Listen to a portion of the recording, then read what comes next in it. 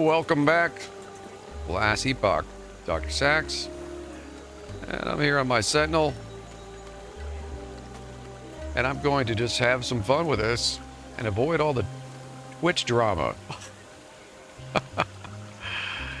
It seems like every other month there's some big wahoo on Twitch. I'm going to stay out of it. I made a comment on a stream, though, because I had to, but made a comment on another piece of drama a day or so ago because I had to, and that's about as much as I'm going to do.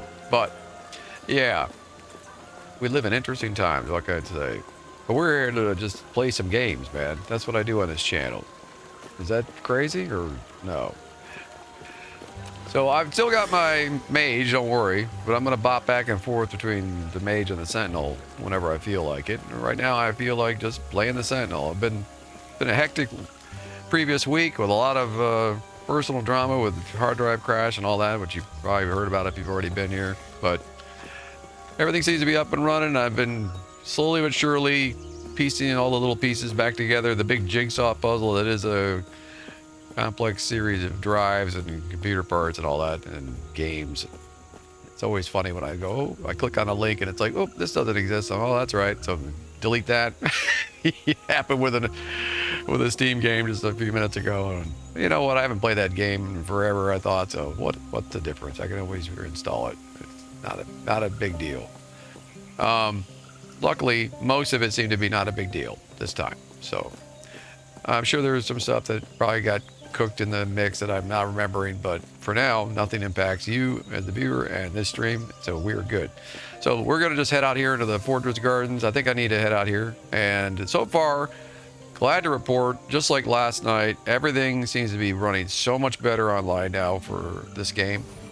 Thumbs up. Good job, devs. Give yourselves a cookie and a break today. I went into my stash and got myself a couple of items. Do I remember how to play this guy?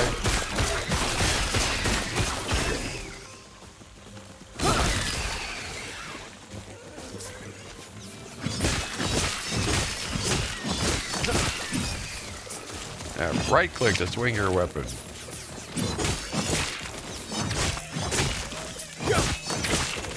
There we go.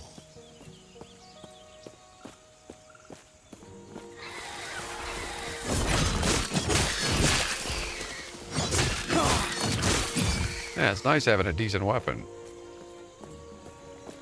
Also threw some boots on, some gloves, a couple of jewelry pieces, nothing special, nothing fancy, but had it in the stash, so make life a little easier at this level. I think he's only level 6, yeah.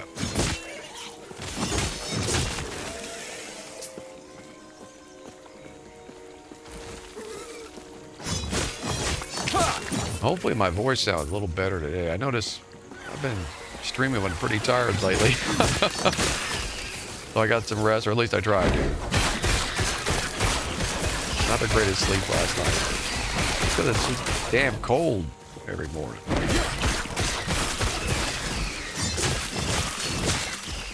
I'm ready for the spring. Got a filter thrown on here too. Let's see if it's doing its job. What do we have here? Deft hatchet. How much is that worth? Only 8 gold. Yeah, you know, I mean, the pieces, the gold pieces you get from these drops really don't amount to a whole lot. At first I was thinking, well, I'll pick up stuff and sell it, but honestly, it's really not worth it. I think I'll just only pick up what's actually filtered through my filters. See how it goes. I didn't make these filters, but I'll trust the designer and the filter for now. Stand down or die.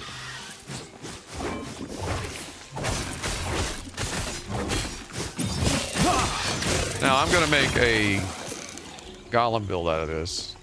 Go for a big nasty iron golem looking piece of armor.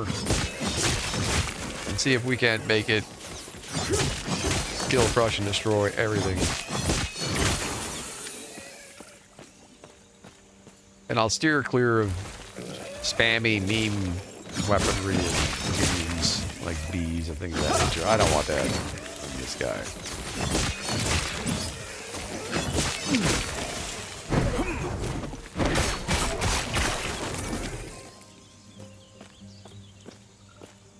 You know, let's keep it classic. Classic fantasy. I don't need a bunch of insects flying around me. That's a little weird. Just saying.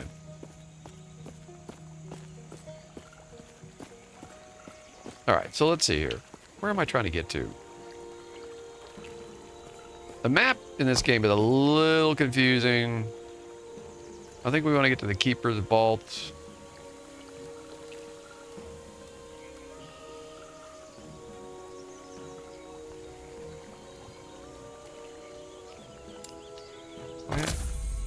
Let's see here.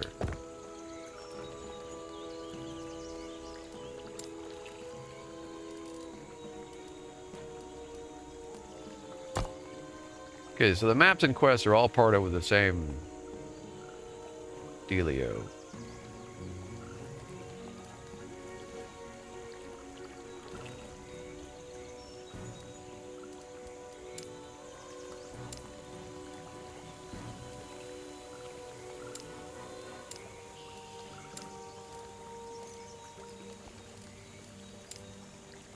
I don't know, let's just run through here and find an exit.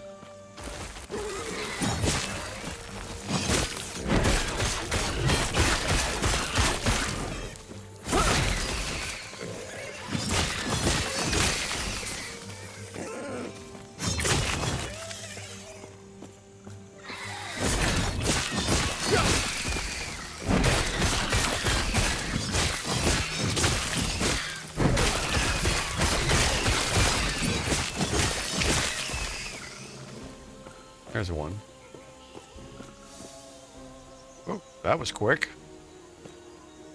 Wow. That was shockingly fast. All right, the fortress walls. Don't go back that direction. Hi. Beat my sword.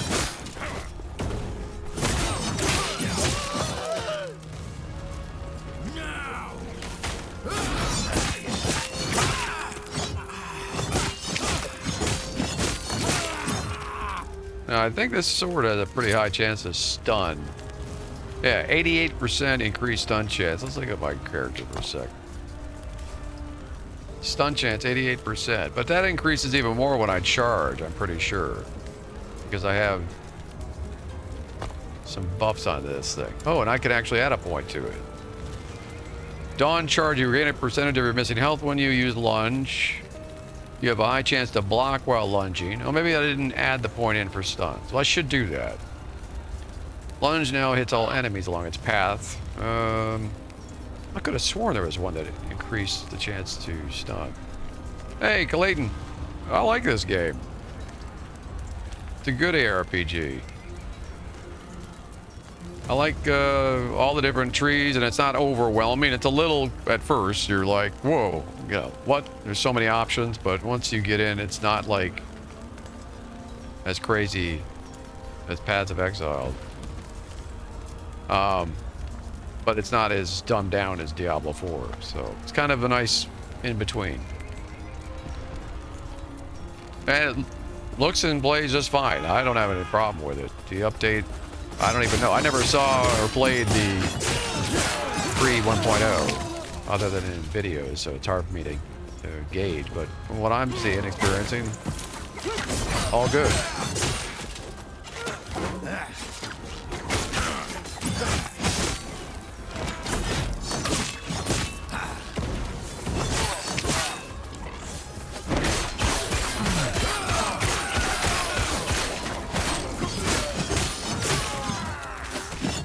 And you've got a shared stash, and that also includes your crafting materials, which is nice. Wasn't expecting that. So all the crafting materials you find can be shared between your characters, which is going to be handy when I start messing around with that aspect of the game. Yeah, there's tons of a ton of customization. Like, so for instance, right now, I mean, this guy's low level, he's only level 6, but even at level 6, you can pick any of the existing unlocks that you have for your base character, and you can drop them into this first slot. And then I'll get another one that I can enhance here in a couple levels at level 8. Then you can do it again at 20, 35, 50. So these skills can become specializations. So I decided to just throw lunge up here, and then that has its own tree, and you can go all kinds of directions with that. So you can decide how you want to play, any way you want to play. If you want to go complete ham on a Sentinel with swirly blades and spin to win all day long, you can enhance that. If you want to try to be more of a classic meleeer, you can go that route. If you want to have a pet, you can do that. If you want magic swords surrounding you and bees and whatever that you enhance with minion upgrades, you can do that. I mean, there's any way you want to play is pretty much being handled. So I really appreciate the options. And then once you get to a certain part of the campaign, which is on my other character, I did reach around, I think around level 17, 15 to 17 in that range. You get the opportunities to specialize. And so for Sentinel, you've got Void Knight, Forge Guard, and Paladin. And even these allow you more options than I even imagined at first, because if you go into the passives, these are more points that you get for passive abilities, and then depending on how many passive abilities you put in, you unlock new rows, and then you have access also to the passives in the other specializations, not just the only specialization that you get. So if I go with Forge Guard, I'll be able to access the whole page here. But if I want to access some Paladin passives, I can, but only up to the point where the chain is. So you have all these options, plus the base Sentinel stuff. And then each one of these things, you learn new skills as you go for each one of these, which is just nuts. I mean, so you can really come up with some pretty unique builds.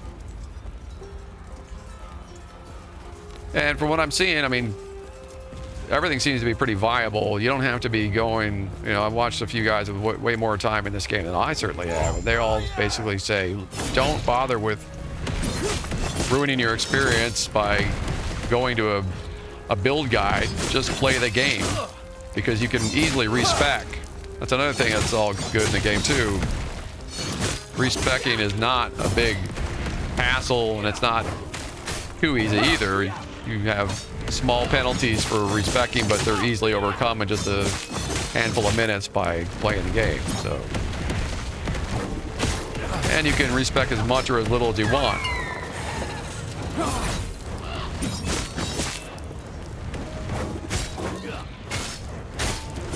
And I'm just being casual here, taking my time learning mechanics, looking for good loot.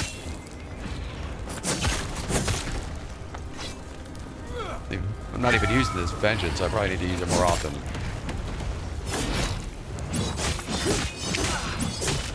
You're limited on your hotbar to how many things you can bring along to use. That's about the only thing you have to be concerned with.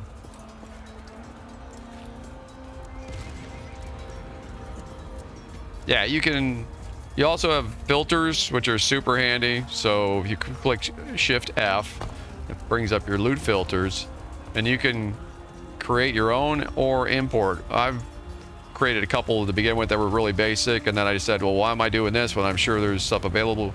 You look around the internet, you can find websites where you can just basically copy paste literally fresh filters in seconds. So I needed something for this Forge Guard Sentinel to help my life be a little less hectic, and you can see it's filtering these out right now. If you press X, you can see what's on the ground. So let's see.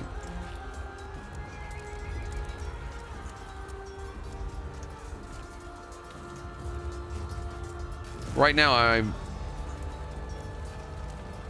not sure why it's filtering some of this. The trick is, now I imported this stuff, so it may be misbehaving, which is a good thing to look at here real quick. Let's see, what is it doing? Anyway, I'll show you. So to actually import, it's easy. You go up here to the edit button. No, I'm sorry. You go with the plus button, and then you'll have these options. You can either create new filter, open a folder with filter information in it, which is probably an XML file, and then the easiest is just paste from the clipboard. And once you paste it in, you can go back here, press the edit button, you can rename it, put an icon on it, color it any way you want, to customize it in your list, and then to access it as easy as just going to the drop-down menu and selecting that filter for that character. And it will remember what filter you're using for each character. So, pretty awesome. Now, I am a little concerned though why it's filtering out some of this stuff.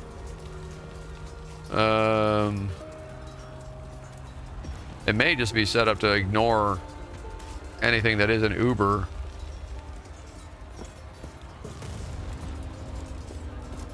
In this guy's filter. Hide all normal, magic, and rare items.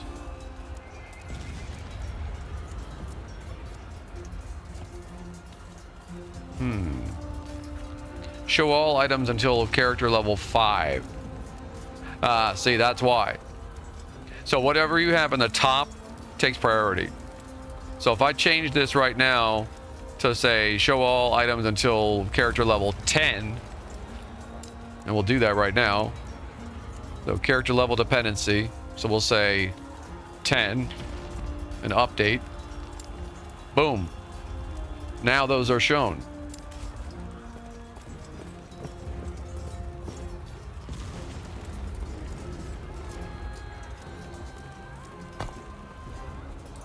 Now that I see all that, I'm probably going to have to go in here and edit some stuff myself. And we rename this 10. But for purposes of the stream, we'll just leave this alone for now. But yeah, I'm kind of curious what is going on. He probably has some special ideas in here as to what will actually get highlighted. So right now it's filtering this other base stuff because it's probably not super important to this type of build. But anyway, pretty cool. But right now I think I do want to take this stuff because, although I don't want the white stuff to show up, so we'll go back in and change that. Let's see. Oh, and there's also forging. You can use special runes to either enhance an object or even strip stuff from objects. So if you get these shattering runes that you can find or purchase, if you buy them from a merchant, it'll take about 2,000 gold. And then if you have some affixes on your items that you really want to peel off, you can with a shattering. I've done that a couple times, experiment with it. It's pretty easy once you get the hang of it. But as far as like actually enhancing anything, I have not taken that plunge yet. But what else? There's also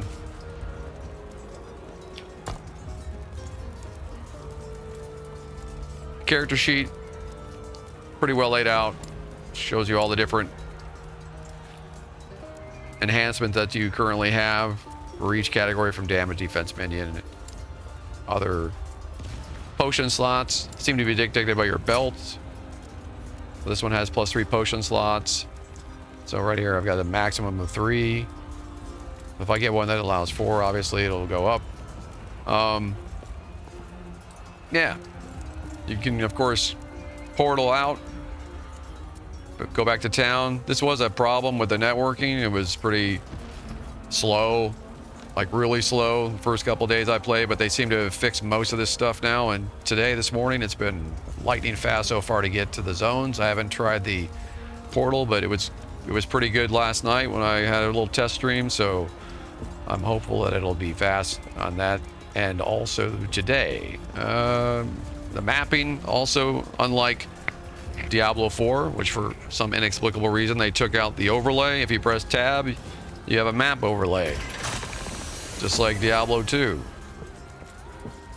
And you can edit the settings to change all kinds of stuff, including like the overlay, map overlay, map zoom, and opacity. So if I change this, changes the size, the opacity right now.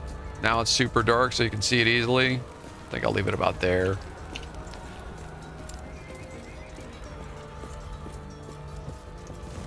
So they pretty much have covered all the bases in quality of life stuff in this game. And there's more stuff that I'm sure I'm not remembering at the moment. So as soon as I remember it, I'll tell you.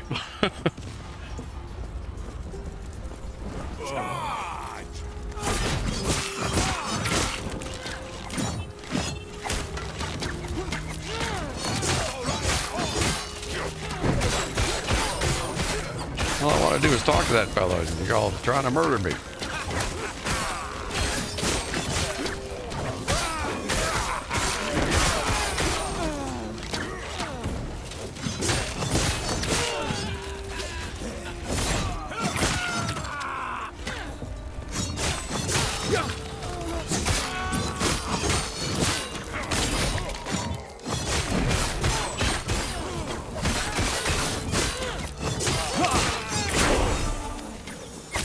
So I just leveled, got shield bash ability, but not currently using a shield.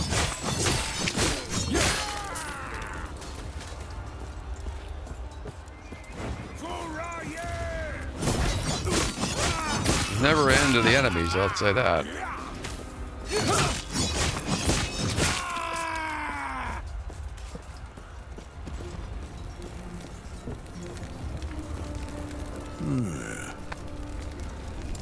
A lot of times these guys will give you quests or side quests. Find the storerooms.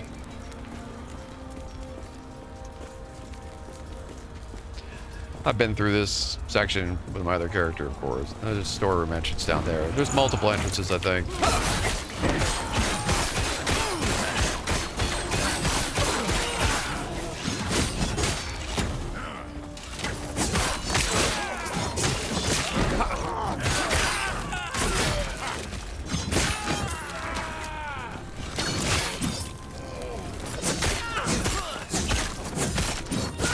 And he's got a decent two-hander that I had in my stash from my mage, so it's helping.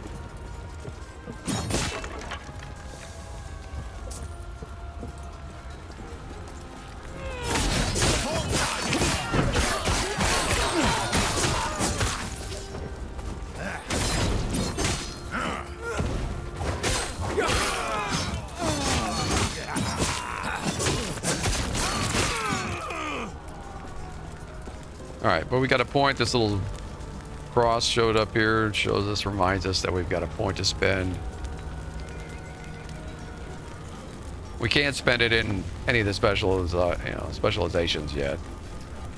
I haven't opened that up, but working on the basics here for the Sentinel. I haven't unlocked this yet. I have to spend at least one more point, looks like, before I can get to this row. So we'll do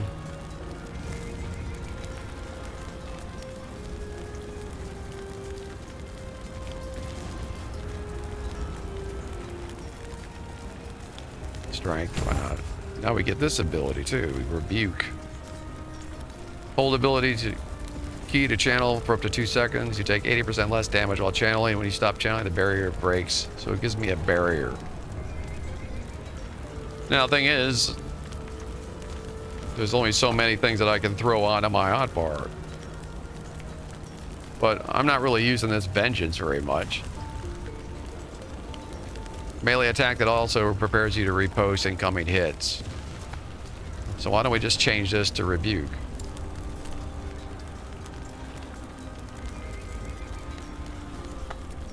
Shield bash requires a shield. Not using one right now, won't bother with that. I've got a point to spend here again in the tree for lunge. Reduce a portion of lunge's remaining cooldown when you use a different melee attack and hit at least one enemy. That's not a bad idea because I tend to want to use lunge more often. But I also use melee abilities quite a bit, so this would help me speed it up. Disarming blow, lunge's final hit has a chance to apply frailty to enemies based on distance traveled up to a maximum.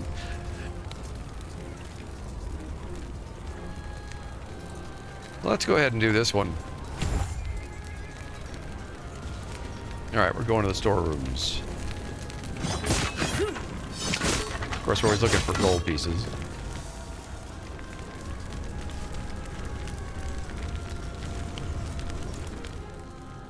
And for the price tag on this game, I mean, 35 bucks. And it's sure to go on sale at some point. I mean, I'd say it's almost a no-brainer. If you like ARPGs, it's a must-buy. Oh yeah, I wanted to change that filter.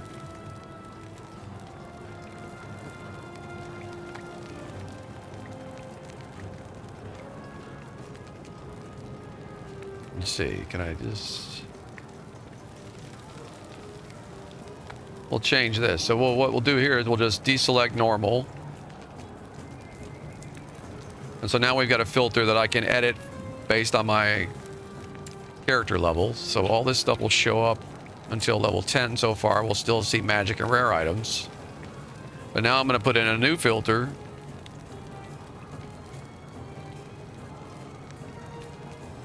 Let's see.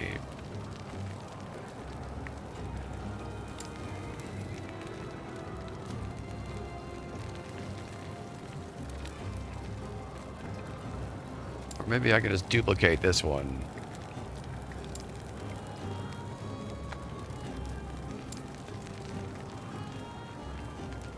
Add a rule. That's what I'm looking for. Yeah, these are filters and these are the rules. That's right. So just add a rule. So I'm going to add a new rule. And we're going to do hide, rarity, normal. And we don't care about what level. And then we're going to have to drag that. Where is it? So now that starts at the top. So left click, drag.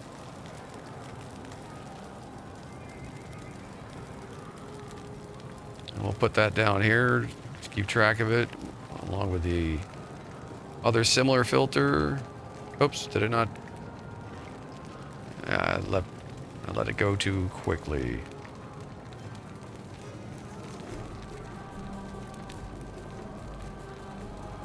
All right. There we go. And now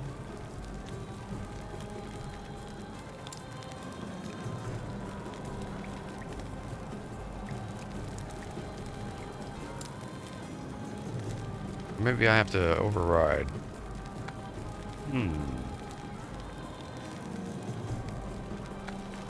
No, that should work.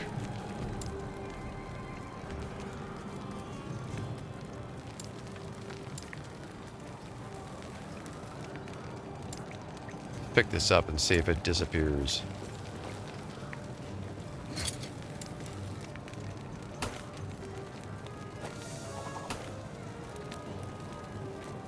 Alright. Oh. Damn it. The one thing about the game that is a little annoying is how easy it is to go through instances. Because they're so subtle. You don't realize you're next to an entrance. But at least the instances are changing very quickly compared to the first week. So, all right, hold on. Let me get away from this. Well, I think I lost. Where the hell did it go now? Oh, anyway, that basic item is lost to the ether somewhere. But do I have any other basic items on me? Probably not. Let me see what was going on with this filter.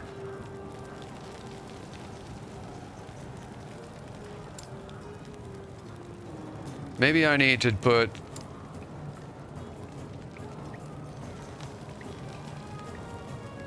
Yeah, I probably needed to put it above this one for it to work properly. We'll see here in a minute when we get some drops. So now we hopefully won't be seeing basic items anymore.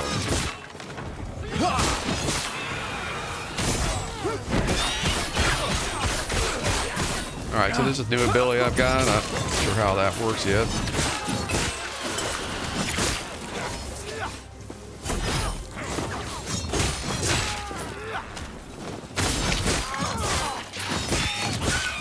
Okay, there's a regular item, silver ring.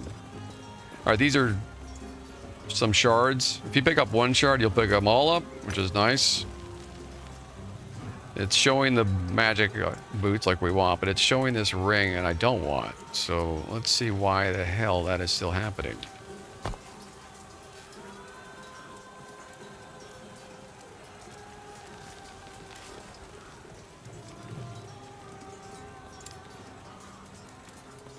Maybe I need to put in level dependency. Or maybe I didn't. Let's see. No, that shouldn't matter.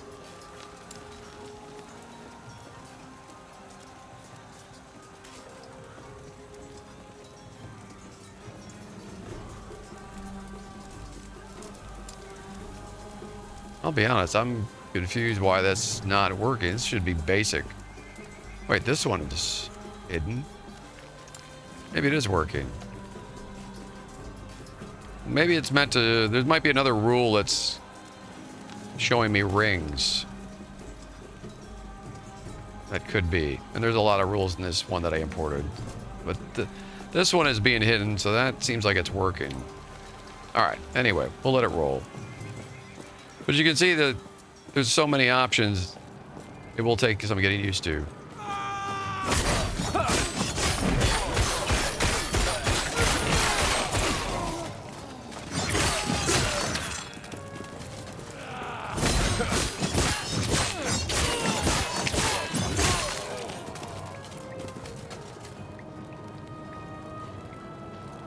Hold on, I think I need to hold rebuke down. Oh. Interesting. Alright, so this is a channeling ability. So to get the most out of it, you have to actually hold the button. Huh. Pretty cool, it explodes at the end of it. So it makes me almost immune to damage for a short period of time. Take 80% less damage while channeling. When you stop channeling, the barrier breaks, dealing physical damage to all nearby enemies. Nice.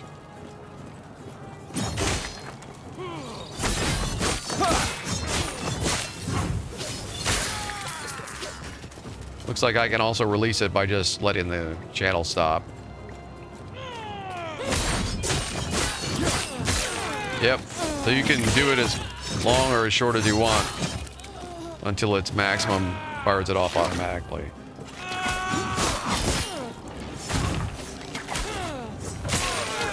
Yeah, that time I just held it until it exploded on its own. Cool ability I've never seen before today.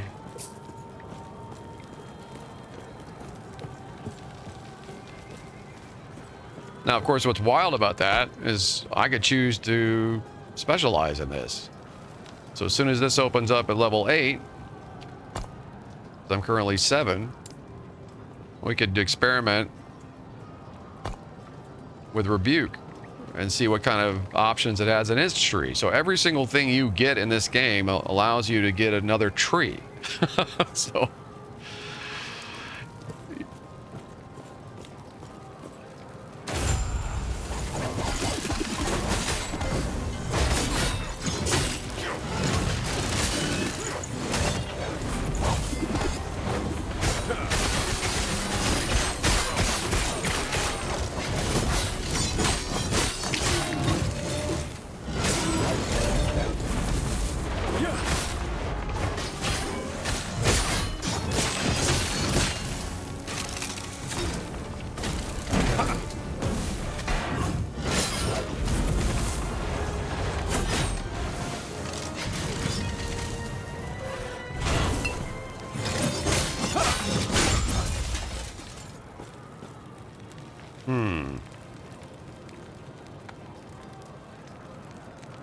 Okay, now it's showing too many whites again. Let's see here. Let's fix this once and for all. It's gotta be... Shift F.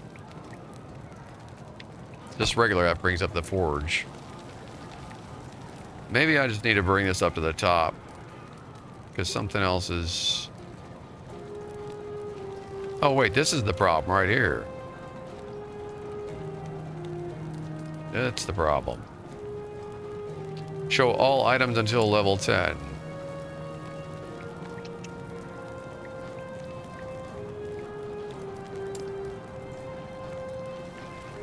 Yeah, that's what it is.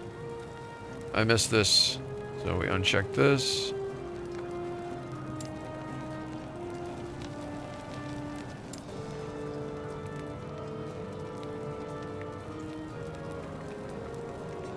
Oh, and that's another thing too, when you're in the filters, make sure you double click the button twice to update, because it won't update.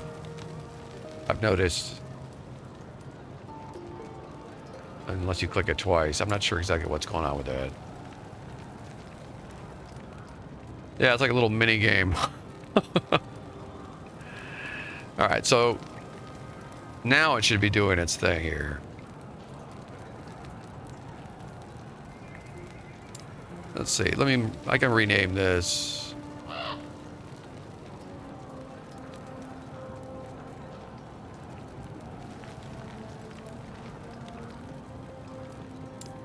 Show all magic items until character level 10. So now I have all these different options in here.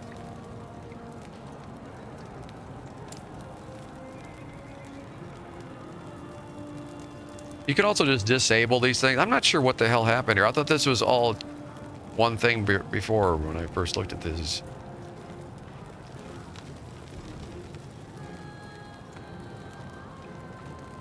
Yeah, but because it's priority, once this goes off, this will kick in.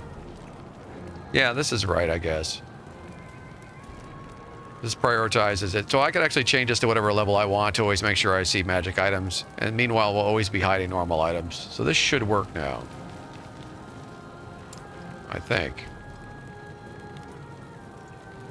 Oh, it's probably hiding this one because it's not a... Oh, no, hold on.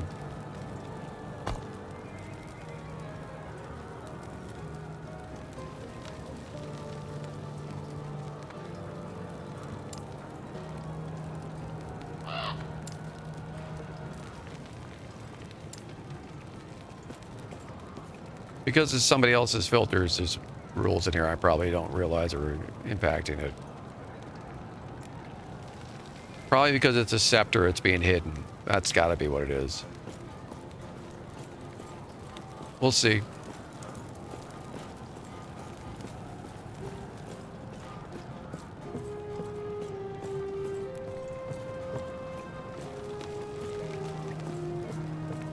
Where'd all the monsters go? Guess I killed everything.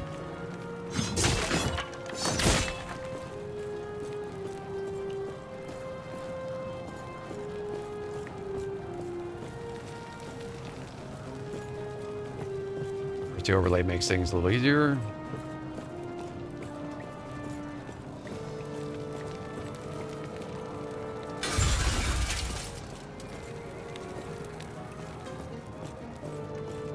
And there's these shrines. A shrine, which I don't really need at the moment. Alright. Fortress walls.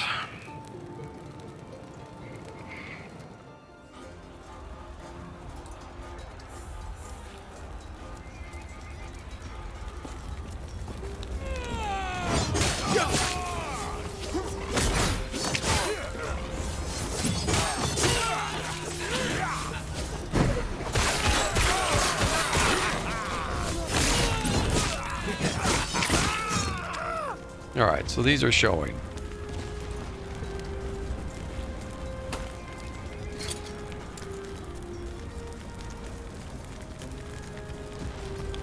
Actually, we got a couple of these sets here.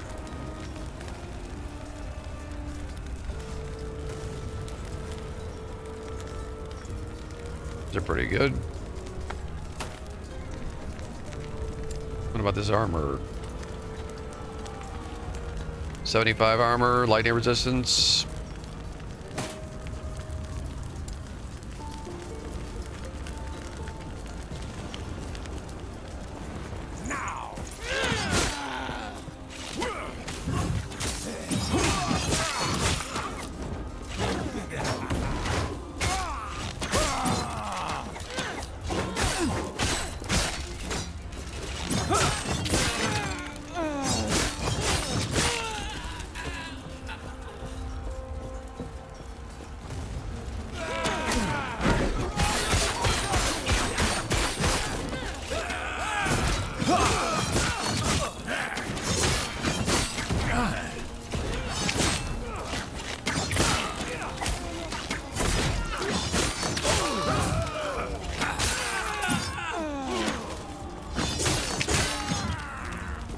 can heal while I'm in this bubble too from the review.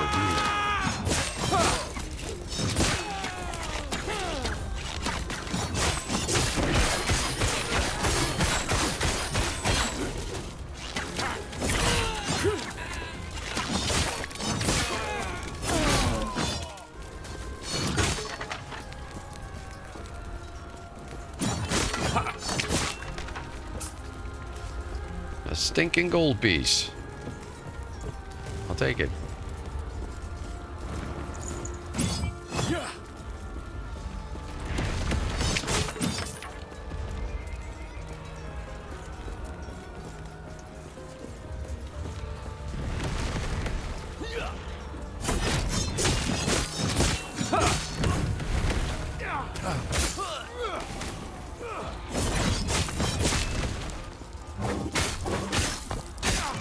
What the?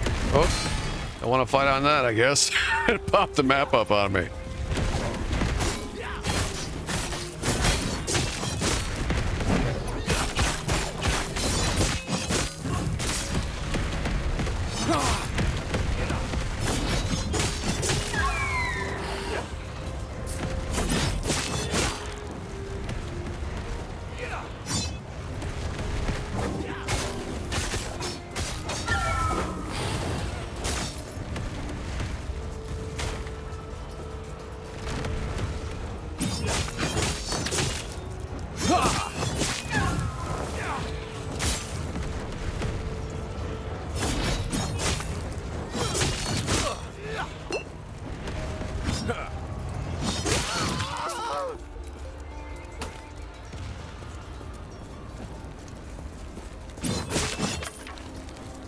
A little clunky and slow this morning.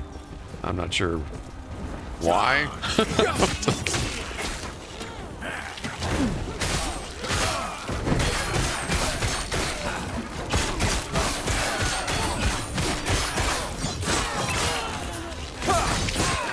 think I need to have some of my energy bar sitting here.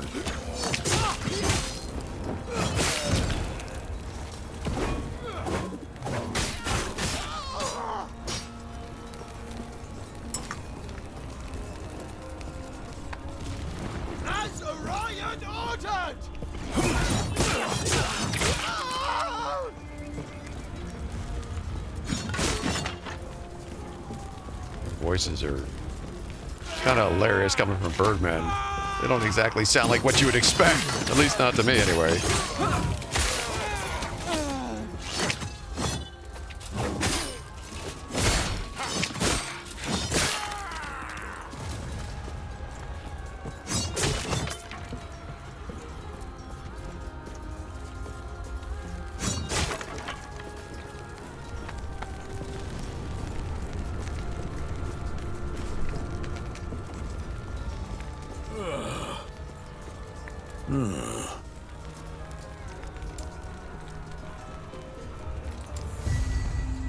Alright, so we concluded that side quest.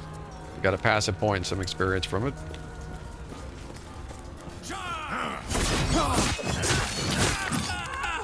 Alright, so let's spend our point. Something is... Oh, he was about to come attack me.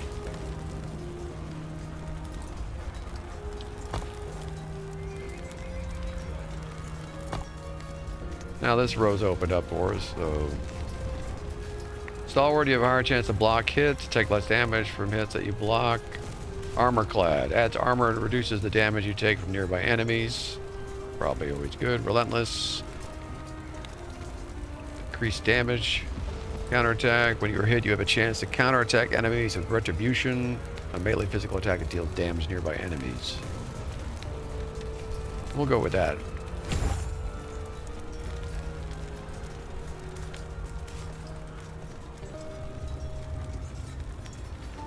The lore behind the Birdmen? I think they were their own race.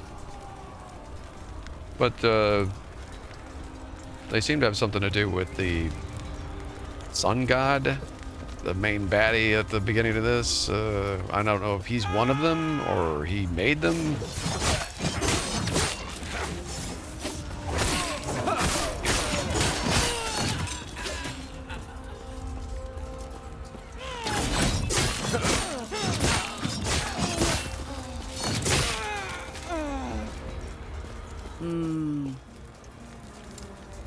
Keeperlina sent me. Keeper Balthus is inside protecting the shard. I'll take them out. Alright, is there anything else out here before I dive in?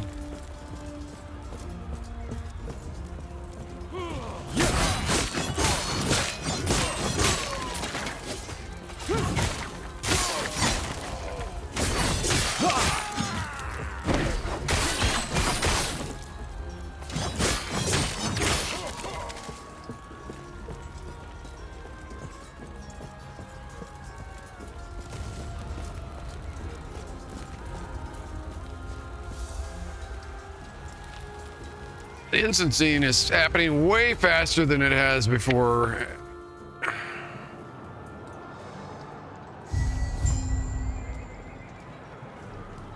Oh, I got more points to spend.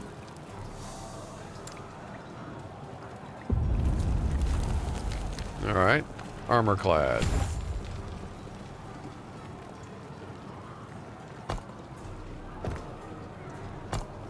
I'm almost level 8.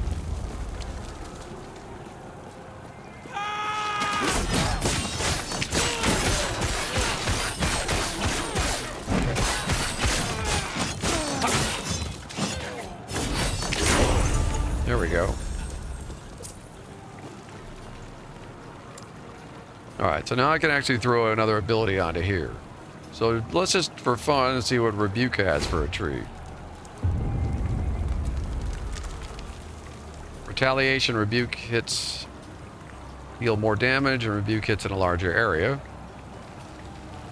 Bide, Rebuke's maximum duration is increased, allowing you to absorb more damage. Regenerative Shell, you have increased health regeneration while channeling Rebuke. Not bad, because I already noticed I was healing while in that.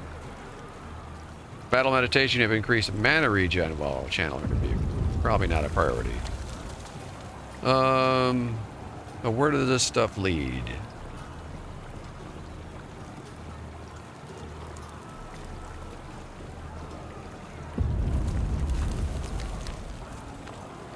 Magic Aegis. Rebuke has a shorter cooldown but costs more mana.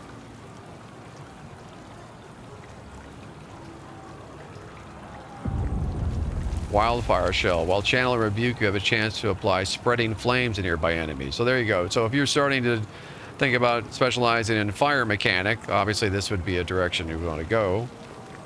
Sin's Shield. You have a chance to ignite nearby enemies. Lingering Ailments. Ignite Armor Shred and Spreading Flames apply to enemies while channeling Rebuke lasts longer. Unforge, you have a chance to reduce nearby enemy armor each second.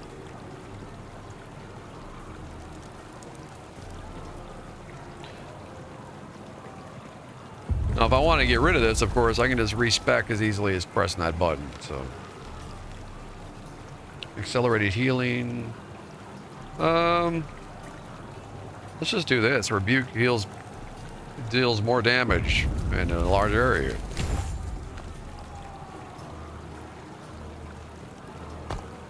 I have a passive point again to spend.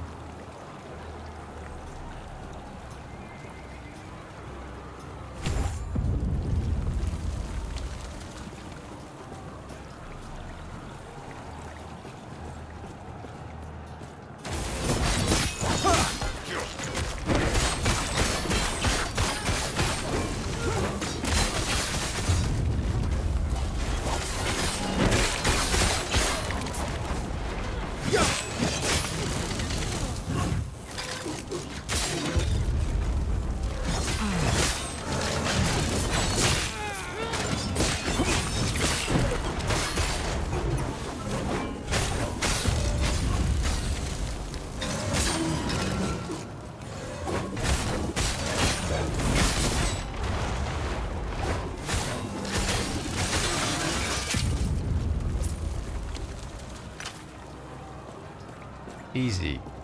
Alright. Through the shiny gold door. This way. So we meet again. You're here to help. Those big slave protect the sun. The Drake. Tread carefully.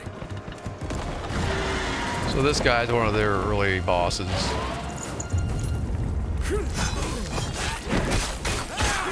Drake, he doesn't come through.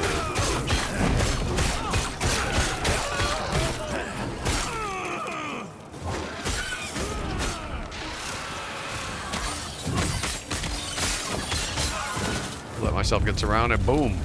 Pretty cool.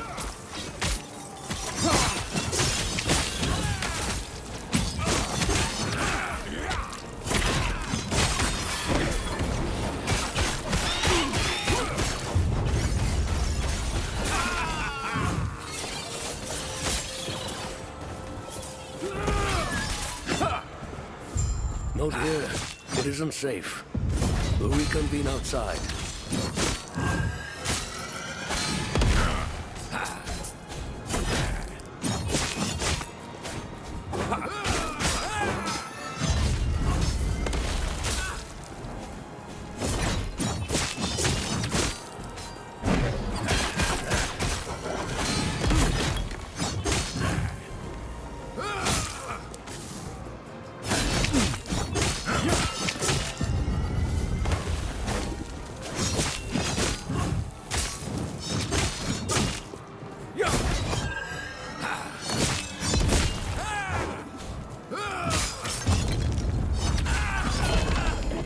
Some goodies off this one.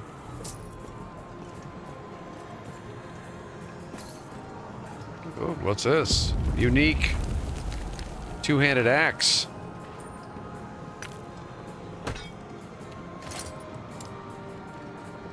Parthenon's Vow. 24 melee, 8 strength, 5 health gained on companion hit. 38% increased companion revive range, 44% increased companion revive speed. Wow, I think this is actually made to order for what I want to do. Will this work for my Golem when I have that specialization? You'll see.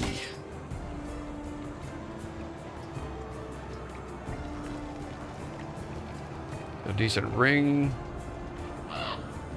Increased minion damage. That's the kind of stuff I'm looking for. Anything with minion damage for sure. Yeah, that is kind of wild if that actually does work out for the minion. But maybe it won't though. I mean, it says companion. Is there a difference? This might be something that's only usable for druids? For druid companions, maybe?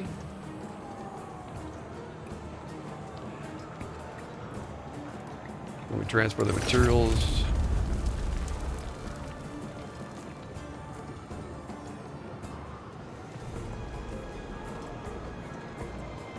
Increase spell damage. I think I actually want...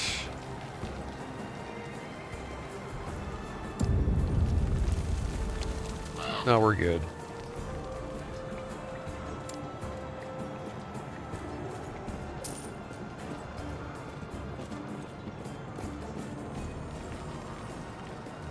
Maybe you can hire a helper. Yeah, I don't know. Maybe.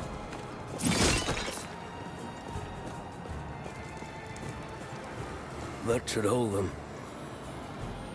First things first, thank you. The Osprix grow more troublesome by the day. We've reinforced our walls, supplied our men, and taken out dozens of them. Yet, they're still here, using brute force now. The howling monster circling the vault. Yes. Sir, I see you lack keeper's robes. Lovely. While your help has been appreciated, I have everything under control. He has everything under control. What do you mean? I'm protecting the Epoch, of course. Here, it's a fortress, meant to keep unruly treasure hunters from locating the shards of the Epoch. Or at least it's supposed to. Drastic times. Oh, companions are special minions for the Primos. Thanks for looking that up. Yeah, I had a feeling. That should hold them.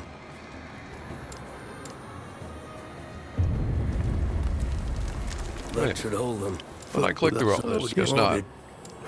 Well, tell you There. what. Let's Make get sure out you of here click the first, right and then I'll at the explain end. more. These beast dogs are hardly worth it if you don't know why Orion is after us.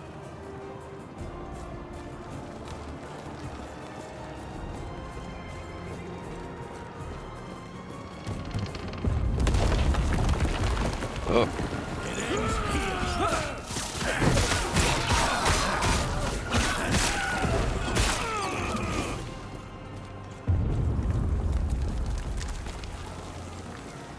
Since the Keeper's fall, we've held the same rituals, instructed to keep the Epoch shards separate.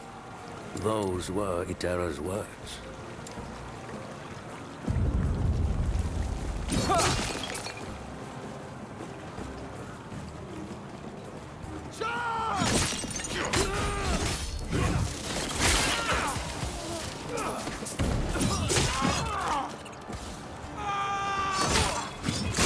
A shiny new axe.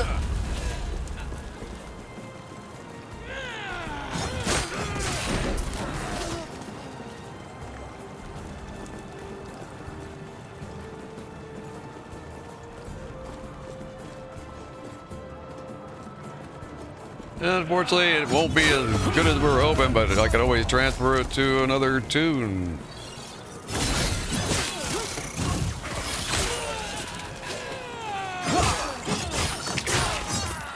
Oh, that rebuke ability is actually pretty nasty.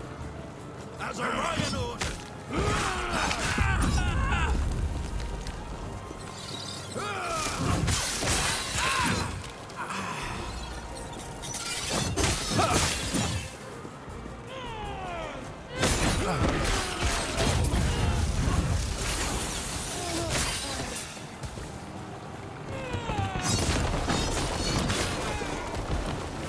Oh.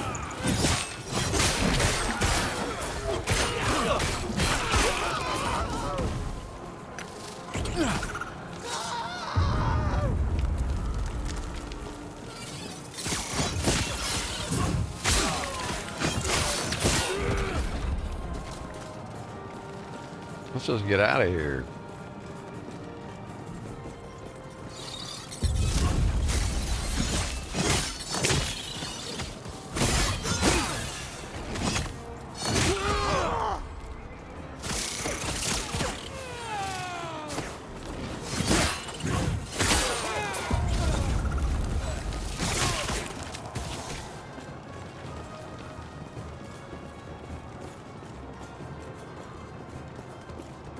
As Orion ordered. Wow.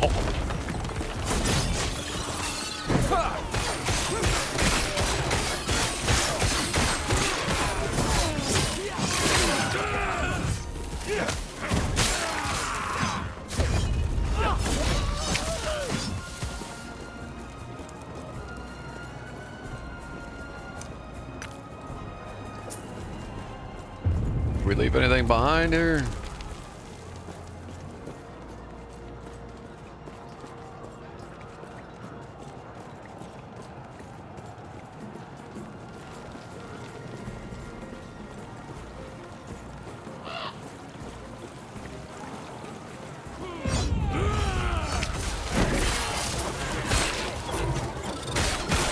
Stand down or die. I haven't quit Raven Dawn, but not a priority anymore. Kind of sad about Raven Dawn because I took a survey that they sent out and they're looking to maybe increase PvP, but only on the war mode channel. And I'm like, I can already see where it's heading. I mean, the game is going to be for the Care Bears.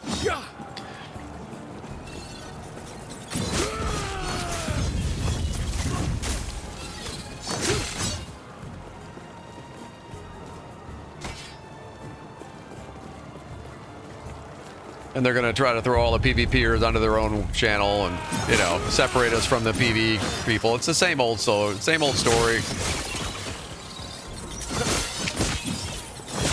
Like, what the hell is the point of MMO gaming if you're going to protect everybody and coddle them and, you know, give them a solo experience or a group versus PvE experience all the time? It's like, why make the game with PvP in it at all?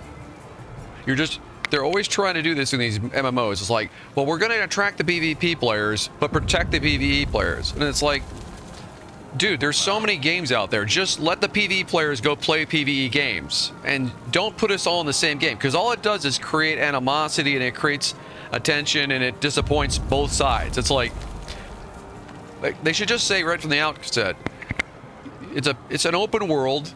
When you go outside of the cities, there's danger, and that danger can come from players or monsters. If you're not comfortable with that, don't play our game. I mean, that, you know, and then they'd attract the right player base, but now they're going to lose people from the PvP side like me, because I get bored. I just don't want to sit there and just kill mobs in camps all day long. The Niter guy in charge of it is apparently shady. All of their games eventually become pay to win. Yeah, there's also that element. I know that I didn't see the whole thing. It's probably on the VOD, though, if you want to go check it out. Go look at Nazori's stream from a couple days ago. And I think late night, it was real late. It was like 3 in the morning or something. That's why I didn't see much of it. I wanted to go to sleep. But he was talking to that guy, I think. Pretty sure he was talking to the main dev, who must have come into his stream to talk to him, because I don't think he'd actually talked to Nazori before, but he must have gotten wind of Nazori being critical of some of the stuff I'm talking about. And he was probably freaking out. They're probably all freaking out because Nazori has a pretty decent following. So, you know, it starts that ripple effect. But they were being pretty friendly to each other, and it sounded as if they were trying to roll back some of the pay-to-win elements that Nazori was worried about. So maybe it's stuff that they've only got implemented for now, that they're going to end up reevaluating. The poll was a good sign, at least. At least they sent out a poll, right? So that's good. So, but I was really turned off as soon as I saw War Mode channel. And I'm just like, dude, we need PvP in the game, period. If people want a different type of PvP in the War Mode channel, fine. You could leave that. But we need more PvP in the actual base game. You need incentive for people to actually go out and be the bad guys. You need incentive for people to actually kill the bad guys. You know, I don't think they're going to get it through their skull. It just seems to be the way of it. So anyway, so yeah, I'm a lot less excited for that little game. It is what it is. I mean, I'll be honest with you. I've had people express desire for me to show them Ultima. If I'm going to play something like Raven Dawn, maybe it would be a better idea for me just to go and play on a private Ultima server that looks like classic Ultima, and, you know, at least give people that experience for a few episodes so they can actually get a taste of the, you know, the history of all of this. You know, where all the great majority of the things that we take for granted today first evolved. A lot of that stuff came out of old Diablo and Ultima Online, you know, that were transitioning the gaming culture pretty much within the same year. All that was happening. So maybe I'll do that, you know. I mean, that would be something I should consider. But yeah, Raven Dawn, I'll keep playing it, but for my stream, it's just not really the smartest move. I don't think I'm gonna upset anybody if I don't play it all the time, and I'm not gonna attract new people by streaming it all the time. So it's kind of it is what it is. All right, he's about to get kidnapped. Good. No. Oh no! It's the Drake.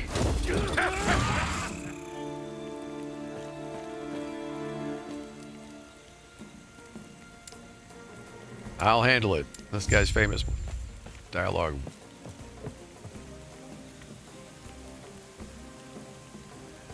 Ascension WoW does it pretty well. You essentially gain special PvP gear in world if you enable it, and other PvPers can steal anything from you, and it gives up the experience for killing someone. Yeah, see, that's kind of what they need to implement in Raven.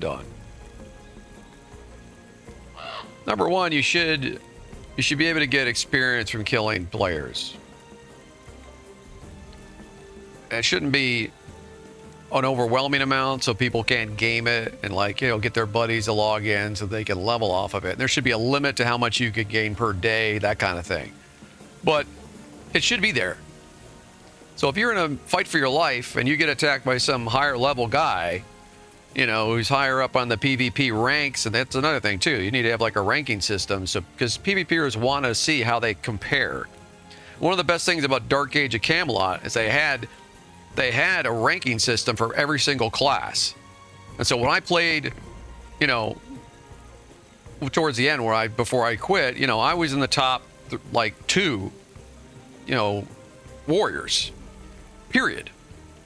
You know, and I ran into the top guy one day, another troll.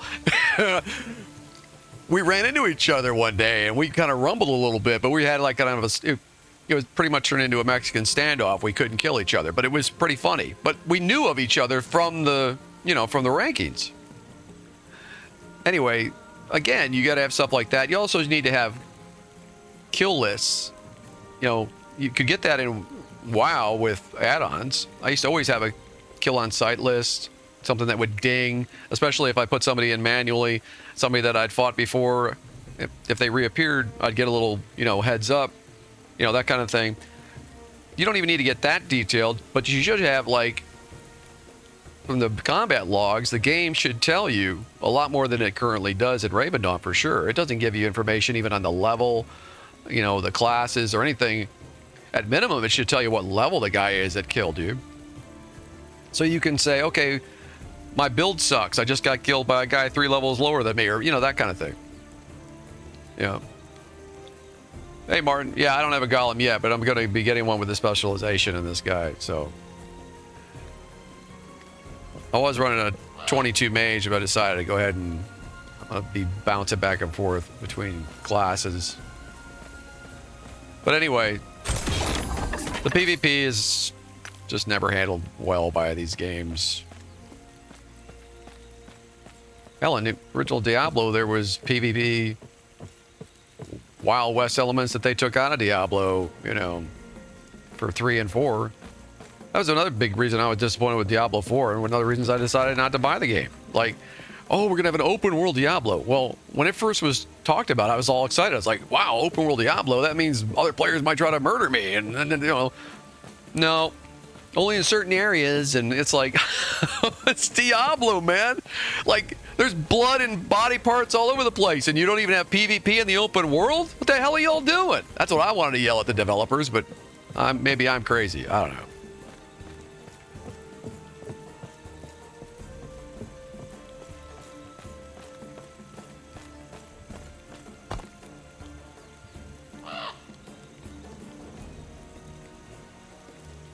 We gotta go back to the keepers, I think.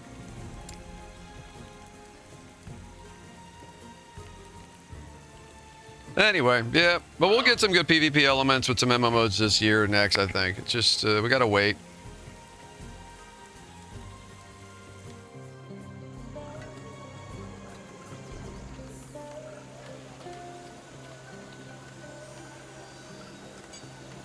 Yeah, Diablo 3 was the same thing. Start off talking about, they always do that. I mean, that's another thing too. Like, that's another reason why when I talk about this, maybe I get a little more hot than people would expect, but they always lure PvPers into the tests for these games. They did it with us with Star Wars: The Old Republic. They were talking up all this stuff, and then they ended up nerfing PvP, and they ended up changing the classes so that they were all restructured to basically be mirrors of one another, so they completely wrecked the bounty hunter. And I've just seen it over and over again where PvP is a lure to get those gamers in, and then they always cater to the PvEers. And then again, it's like MMO gaming. How is it an MMO game, a mass online game, when you are coddling one group of Care Bear players that believe they're the majority, which has never been proven, but they always get catered to, and then you end up with just a game that ultimately makes people leave. And this is why we have this continuous cycle. Instead of getting a couple, 3 or 4 really good MMOs that always bring you back, everybody else goes back to World of Warcraft all the time. Because World of Warcraft does so many things better than all the others. And there is actually some PvP ranking system. There is some decent battleground happening. There is some open world if you're on a PvP server. So it's still the top dog because all these other games keep fumbling the ball all the time when it comes to how to mesh different types of playstyles into a mass online open world. It's like, the easy answer is you just got to make people realize this is it. The cuffs are off. There's danger. So what if you die to a player? What, you die to a monster, it's okay. But if you die to a player, it's a bad day. Like, get that psyche straight. Get that out of your mind. You know, it's just you're in a game where there's a challenge, and yeah, the enemy could be a human being, but like it's all this ego thing, and people just can't get beyond it. I don't know. It's always been this way, and it'll maybe always will be this way. Anyway, enough of me ranting about that stuff. That's why I'm not playing Raven Dawn right now. I'm not that excited.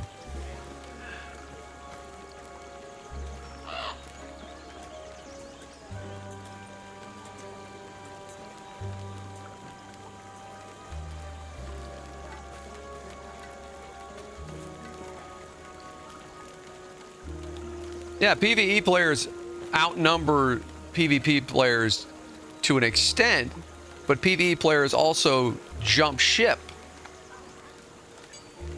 You know what I mean? PvE players always go to the hot sauce of the day, of the week. You can't rely on PvE players. The thing is about PvP players, they'll stick around. That's what these designers don't get through their heads. You give us a good MMO with a great handling of PvP elements, and the PvPers will be dedicated and will be on that game. I mean, you want a good example of that? Look at Foxhole. They've got a super dedicated fan base. That game's PvP all day long. You see what I'm saying? So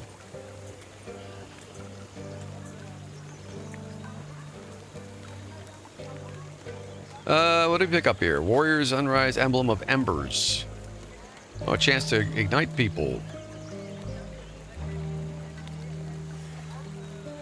I don't have a relic. Now I do. Bonus. Transfer materials.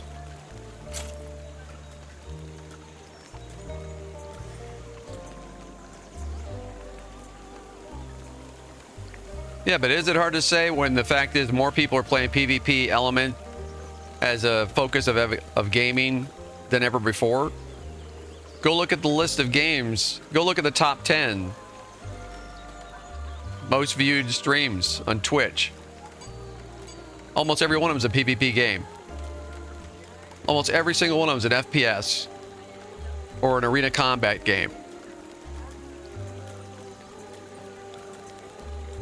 So how is it that you've got all these focuses, you know, the focus that's been on things like Counter-Strike for what, like 20 years or something, some crazy amount of time, and all these different incarnations. You've got offshoots of that from companies like Riot. You've got, you know, their big arena combat game. These things have been going on forever. This is all strictly PvP. They're huge. And yet the PvEers act like they dominate everything. It's like, no, they don't dominate. In fact, people don't even want to watch PvE games as much as they do want to watch PvP games. Even the audience wants more PvP. So we've got more people that have grown up with player versus player gaming than ever before, and yet we keep hearing about all these PvEers dominating. I don't believe it. I think it's all baloney. I think it's just propaganda. That's what I think. So I really want somebody to do the numbers. Let's actually get somebody to investigate and find out about the gaming community, what really the truth is. And I bet you it's more of a 50-50 split. That's what it is. It's way more close to 50-50 than ever before. You can't compare them to MMORPG only because PvEers think they have the right to dictate to everybody else because they're a bunch of casuals. That's not the way it should be. But it is, unfortunately, See, and that's why you have pay-to-win elements in these games. They put pay-to-win elements in these games because the same kind of people with that mentality, they just want to win at any cost. So they want to win at any cost means they don't want to go compete against a person. They also want to be able to dominate by, I can buy stuff. That's why you get whales. So these companies, they realize this, and so they go ahead and they cater to that element in the mass online community. It's, I don't know. There's no winning, really, I don't think. And the developers are going to go where the money is. So if they have people that are going to be whales, that are going to give them a bunch of money so that they can, you know, they can look shiny and have special armor and all that stuff, they're going to cater to those people. So I had a good, decent set here of bracers, but that's not until 15. These boots, here we go. These boots I wanted to throw on, I think.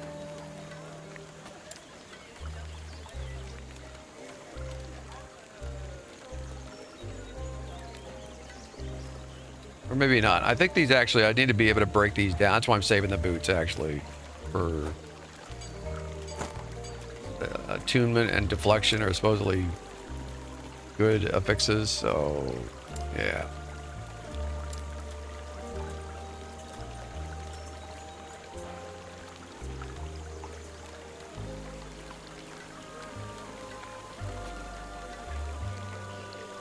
All right, well, then we're never going to have decent MMOs. All our MMOs are going to suck. Our MMOs are always going to be blah because people can't deal with PvP elements. What's the point of having mass online gaming in simulated universes, an open world, if everyone is going to be coddled and not have to worry about, oh, the big baddie attacked me? So we're never going to get the actual experience that we desire because of this. It's nothing new. It's the way it's always going to be. So we're gonna see this cycle, I guess, till I die. It's going to continue for decades. It's always going to be the same cycle. And you know, I don't have the solution. The only solution that I can think of is when a PvP game comes out and they're loyal to the PvP player base, then the PvPers can go, you know, screw. They can go play all the other games that are out there by the dozens that cater to them, but they never do that either. They always want to invade everybody else and then change the games. So the problem is you get this mentality with PvEers. It's never changed. They always act like everything is theirs because it's an MMO.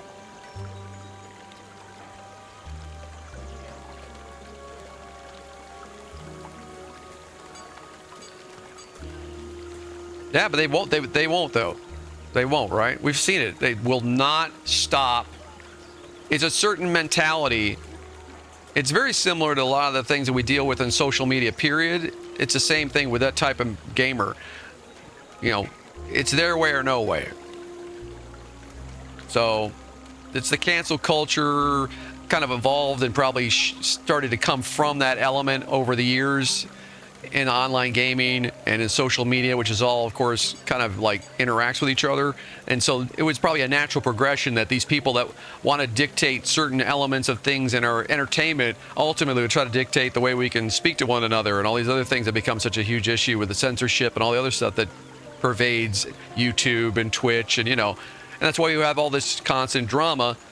Even as recently as just 2 days ago, you know, they banned a streamer for a couple of weeks because she dared to speak her religious views. It's like, okay, you know, they'll ban you from gaming too if you dare do something they don't approve of, you know.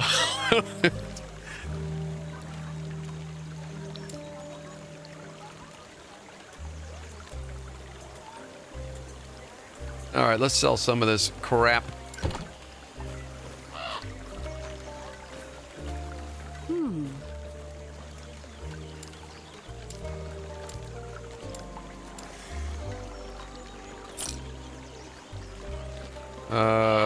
Evasion, maybe I want to keep these for an affix.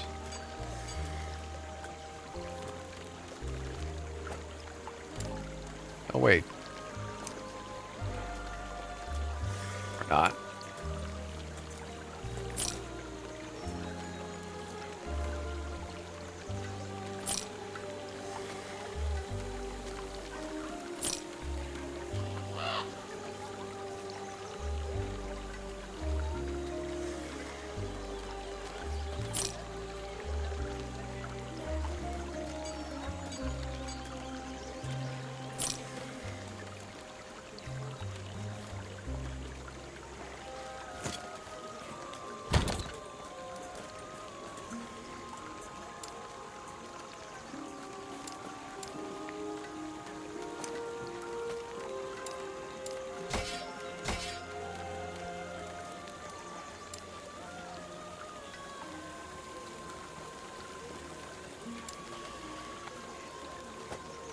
That's true. It's surprising how many MMOs are actually in development. That actually not only are in development, they're actually looking really promising.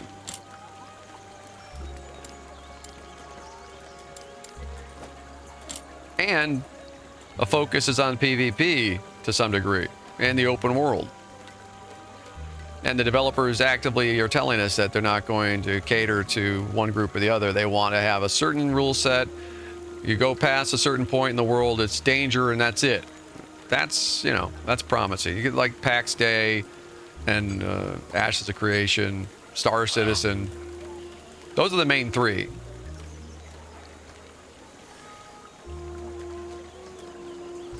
Yeah, Crowfall. Don't remind me of Crowfall. Yeah, I invested my own money into Crowfall just to watch it crumble. So that was a big disappointment. Yeah, but Riot, I think Riot could surprise the world. They could put out a really great game that could end up being the WoW killer. Who knows? Right. And I think Riot won't shy away from PvP elements either.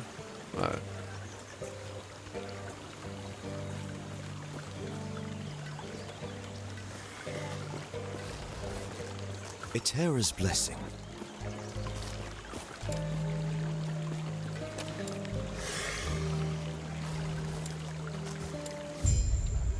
Search for the missing keepers in the Highlands. Prayers Right, be we got to with you. talk to Keeper Lena again.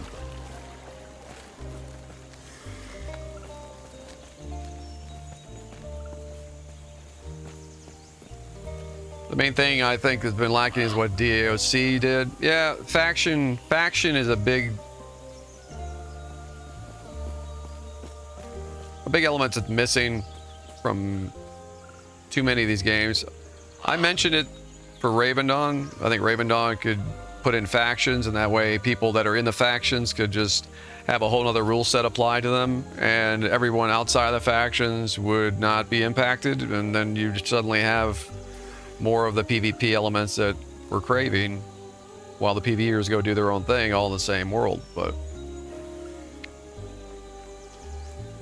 yeah, DAoC had like a no man's land where you could take over castles and keeps and towers, and there was a series of artifacts, and if you got the artifacts, your faction would have more power, and ultimately if you got all the artifacts, your faction would sort of win the day, and then the cycle would start over again. So it was bragging rights, and it was actually a goal. So the PvP was always exciting, and you could even go PvE out in the PvP zone and get more experience because it was more danger, which makes total sense, and it should be in every one of these MMOs. If you go, again, if PvEers don't want to take part in PvP, maybe somebody could change their mind by saying, well, yeah, but if you do go out into that PvP hotbed zone, then you're going to get more rewards, you know, so it's worth the risk. Anyway, they've done that to some degree with Albion, I guess, and things like that, but there is a game in development by the people involved with Dark Age. It's going to have the same factions and the 3 faction element with the no man's land, all that, but it's still in the works. But it's pretty deeply in the works, so I think it's Camelot Unchained or something like that.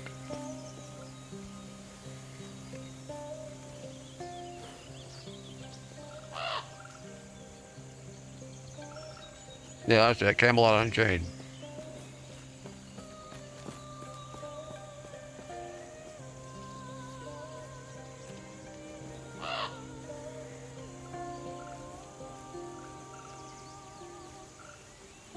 I haven't played it yet, so I probably should give that a shot. I hear good things about it, and I'm a big fan of the Elder Scrolls, so. Yeah, the loading is way better now. I think they fixed it.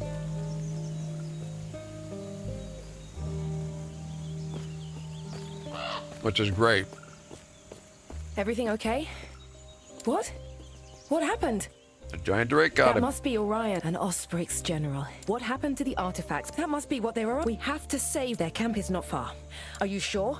You'll walk into stay safe, stay alive, and bring Balthus back. All right.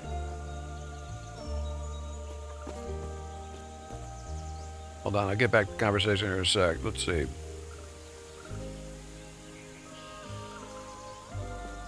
I'll just put a point to everything for now.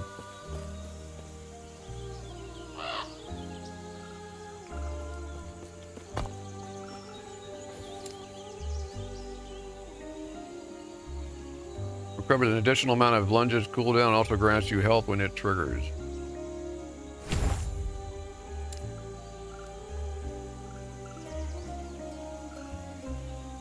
Oh, actually, hold on. I didn't want to do that.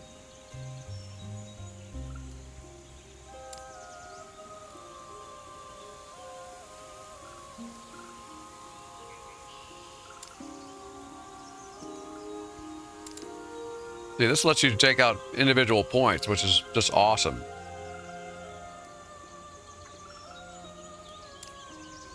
So I'm going to put another couple points down here. I want to get to this unstoppable. You're invulnerable while lunging. So...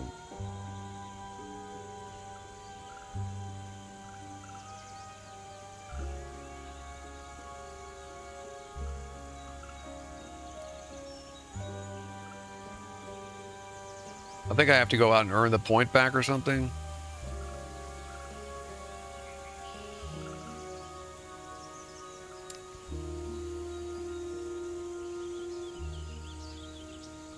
But they speed up the process.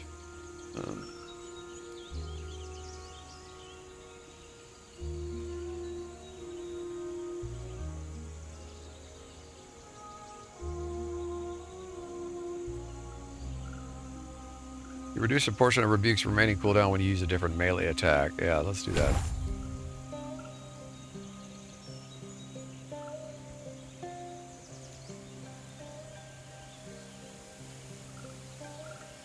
Yeah, DAoC had the mega dungeon where it was made for PvP. We got into some crazy fights in that.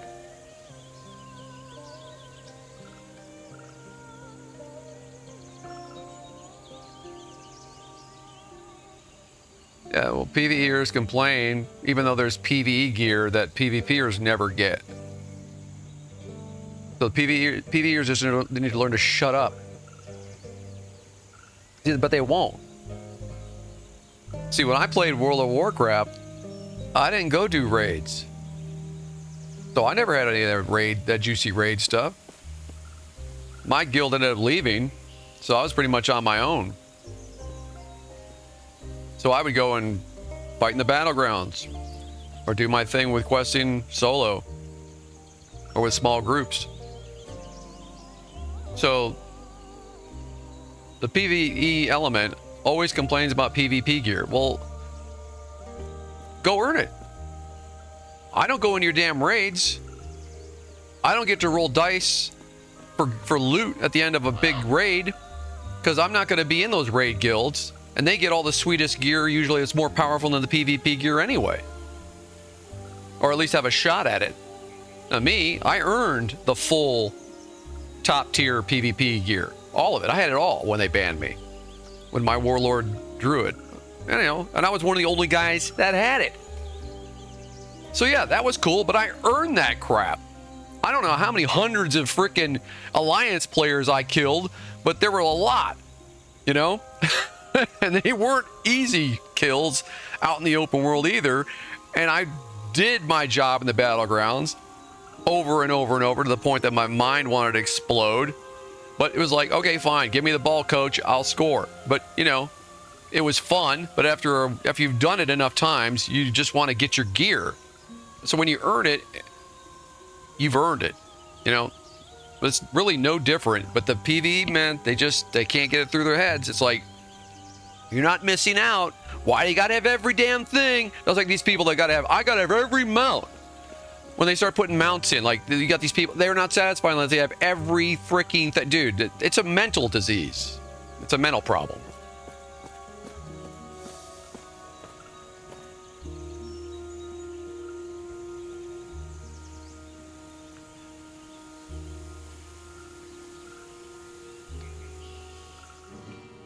Yeah, there's no satisfying that element of gamers.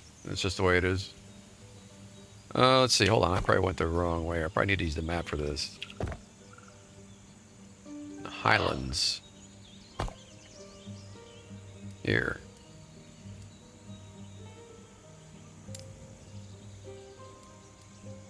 Oh, actually, I have to go back in here. I can't go. Another exit.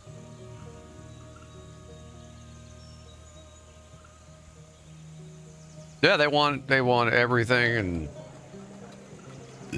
in max all to one end, so they can do bigger and better raids and get more and more orange and red gear and all that stuff. It's like, and you know, the funny thing is, when I saw that whole system come into being with World of Warcraft, you know, I mean, it all started with Blizzard. Blizzard started the whole, you know, colorization of different specs of gear and tiers and all that. Dude, it's literally Las Vegas had arrived in gaming. I knew, and I was like, I remember telling my guild, I'm like, dude, these people are going to be like crack addicts for this stuff, and there's going to be a lot of problems. They're going to end up having to go to a psychiatrist, some of these people, because they're never going to stop wanting all the biggest, best stuff. And that is literally what has happened. And you've, of course, had those crazy stories about people that leave their kids to starve to death while they're playing games, or they die of, you know, malnutrition and all this other stuff. They're literally just getting addicted to the whole slot machine. You know, and Blizzard's never held accountable for this stuff. You know, they brought this into the gaming sphere, and no one ever holds them accountable for this. I think that's pretty sad, but money talks, man.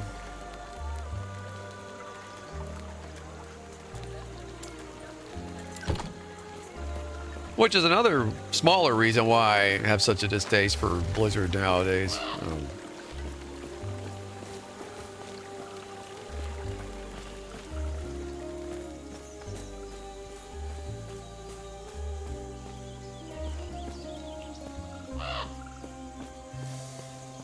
There we go, the Highlands. Yeah, the instant scene, as soon as I come near the exits and entrances now, it's like almost instant that it actually starts to transition, and then the transition is way faster, so they have definitely fixed something.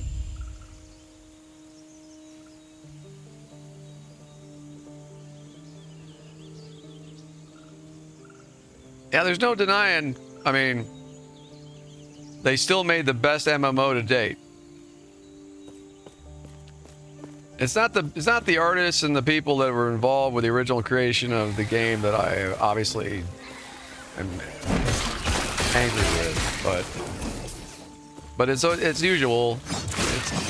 It's the people that are running the administration and the game mastering that are the problem. What do I get here? One plate of hope. Oh, 21% increased health regen. That's gotta be better.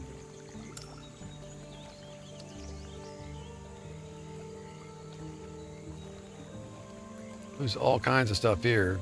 I still am gonna carry this two-handed axe around for a while, just based on just the melee and strength alone. But something's gonna eclipse it here pretty soon, I'm sure. We'll save that for Druid.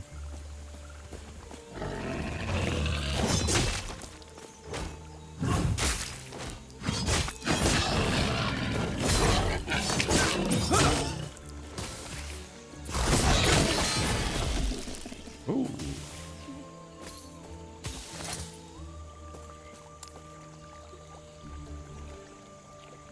Increases cast speed, physical resistance, health regen, minion health. Nice. I'll lose minion damage, but still.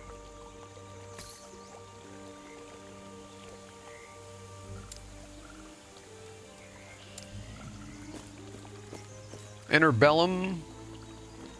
Interbellum.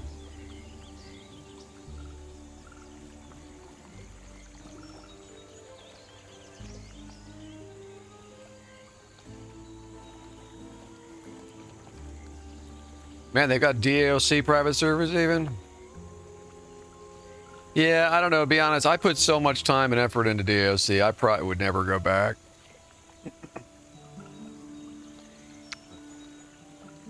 Yeah. Definitely ran its course.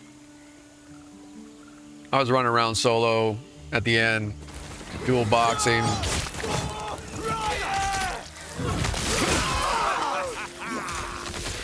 The end for me anyway. And I had every single expansion as soon as they put it out. Back in the days when you buy that stuff in the stores.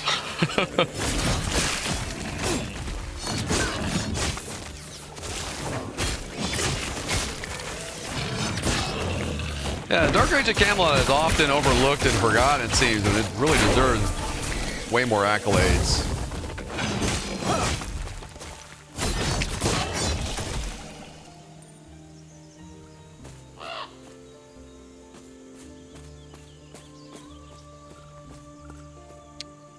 Their servers are usually classic.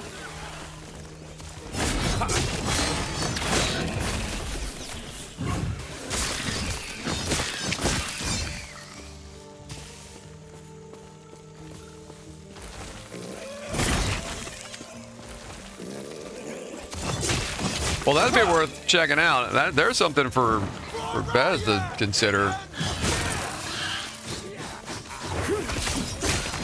I mean, if somebody's in my chat and is looking for a challenge, Dark Age of Camelot definitely is worth playing.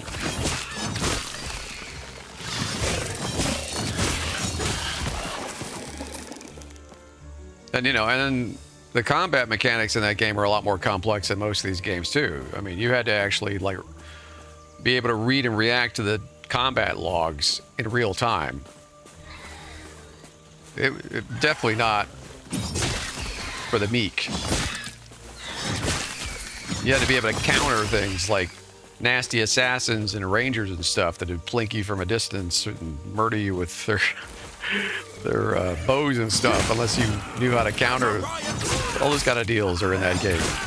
I imagine still exist.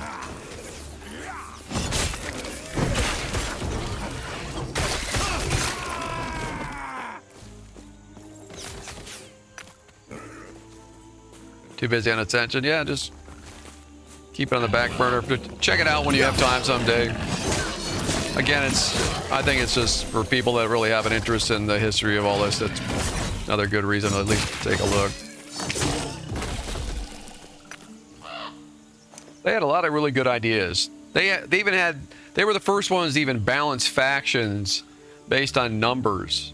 You know, a very simple, elegant way of saying, okay, well, one side has too many, you know, people flooding to it because they are sensing that that's the winning side. So they just they worked in an algorithm that would make it so, you know, well, if Hibernia has the fewest and the Norse are getting, you know, too many trolls, well, then we'll up the power of the individual players a certain scale to kind of make the fighting a little more balanced, a little more fair. And then what would happen is my group, Kill Cult, you know, we were a bunch of elite little PvP guild, and we would actively go and stay on the faction that had the weakest overall outlook because we wanted to get that power boost so we could go out and be that much more dangerous.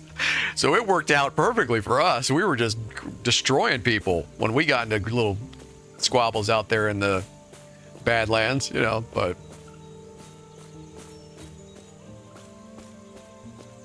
we were psychos. We were the same guys who were taking over Shadowbane and stuff.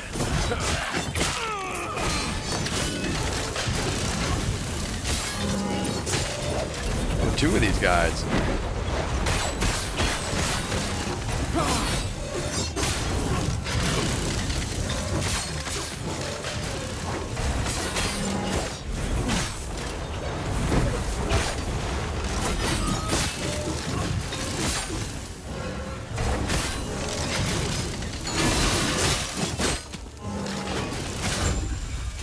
He dropped some goodies.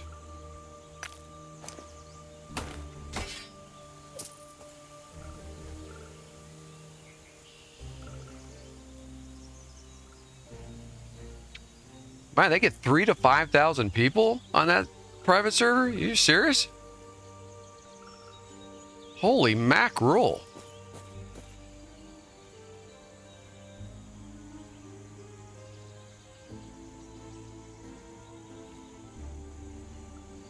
Oh, did they nerf a lot of the CC? Well, that's probably good because a lot of the CC stuff, as you well know, in Dark Age of Camelot was way overpowered. I mean, stupid overpowered.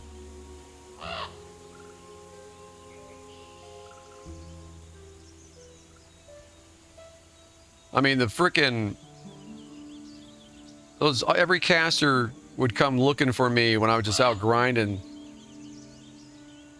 on my shield warrior because they all thought I was easy pickings, you know, and normally would be, but you know, I had my little pocket shaman with me. I could make a fight out of it, but most of them would still win, but not easily, and I did kill a few. But yeah, they were way overpowered, and they knew it. That's the reason they would always go after warriors, but... Yeah, the mez. Oh yeah, well, I forgot about that. Ooh, yay.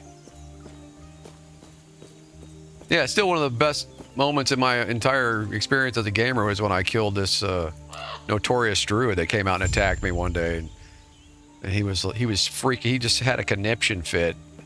He'd never been beaten by a warrior before that day, and I was like, well... Today's that day, buddy. That was awesome. Too bad there wasn't any video footage of that one.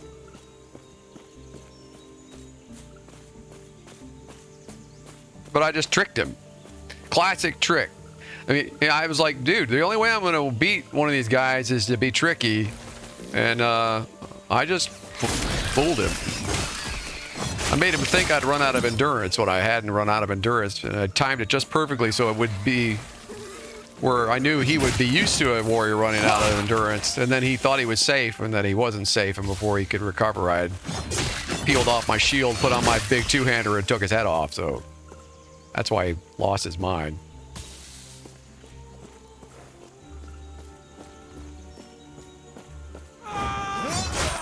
I'm a big believer in being tricky in games when you can be.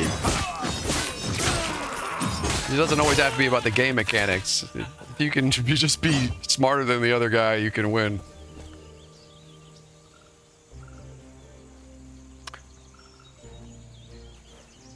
And nerf minute-long mez, so you have to be able to kite and spread out when outnumbered now. Oh, good.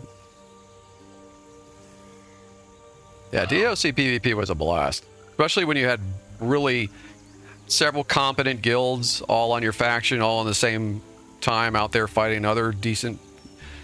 Yeah, I mean, those fights would go on for hours, man.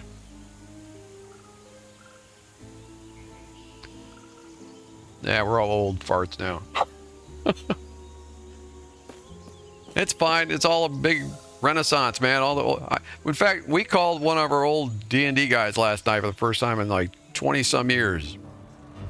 So we're putting together our old 80s group slowly but surely here. So I'm tempted to find another one of our members who I know is he works on super secret missile projects out in California. I'm gonna call him up and surprise him and say, hey man, we got the three of us. Now we need our thief. He used to always play the thieves and rogues. Now he's working for the government. Kind of poetic.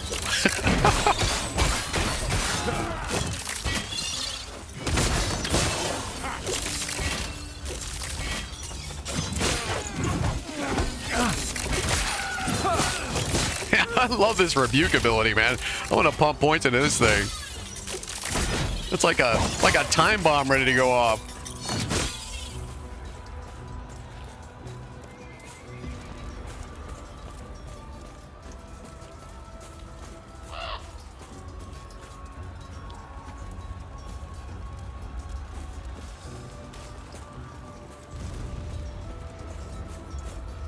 Right. Yeah, he probably included it in his resumes.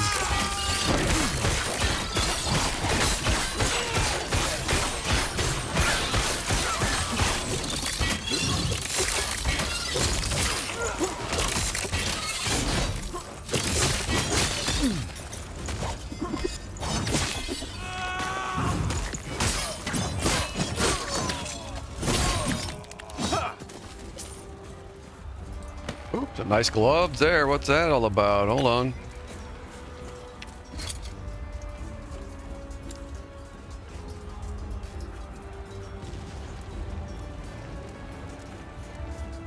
Increased stun chance, increased health regen, reduced minion damage.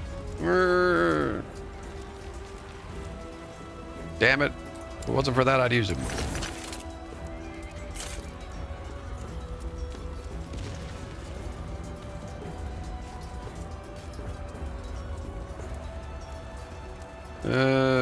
Increased minion damage.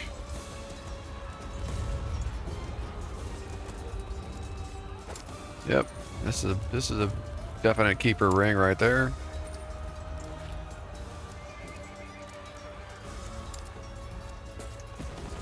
Yeah, there's so much loot in this game that I'm gonna have to, like, in order to me to even look at my loot, it'll have to be off stream. Because otherwise I'll be here all day just like looking at loot.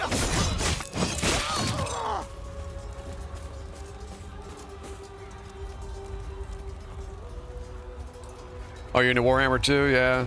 I've never had the opportunity to actually play Warhammer, but I have some Space Marines and some Death Guard, and but I am definitely interested in putting together and painting up some Imperial Guard, some Kriegers. So eventually that's going to happen, and then maybe I'll actually find some players around here and play some actual games. But yeah, we're having a big revival of D&D right now, face-to-face and online. We got a little gaming room happening, and so nothing super fancy yet, but bit by bit.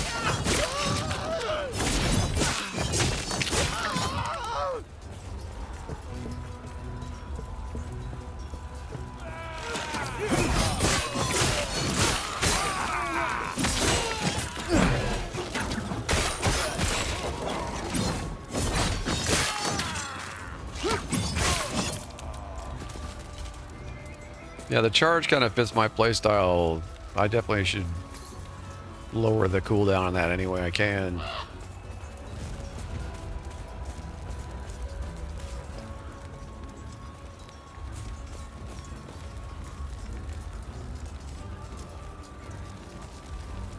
Yeah, Warhammer is just one of those games that is good in all kinds of incarnations. They have been lucky in the last few years, especially. They've got some good PC games out of it. The Warhammer, you know, wargaming is back now with the fantasy because of the impact that Total War has had on the franchise. And I know damn well what they're going to do. So people are getting back in with their old minis, and they give them a sprinkling of like a couple of updates and stuff, but you know damn well next year they're gonna hit them hard once they see how many people they've got back into the fantasy fold, and they're gonna come out with some amazing miniatures, because you've seen what they've done with Age of Sigmar and stuff. So they'll get those Age of Sigmar sculptors on that, and they're gonna put out some crazy upgrades to Warhammer Fantasy. I might not be able to resist. If I see some really amazing dwarves and stuff, I might I might have to get an army just to paint and, you know, put on the shelf or something.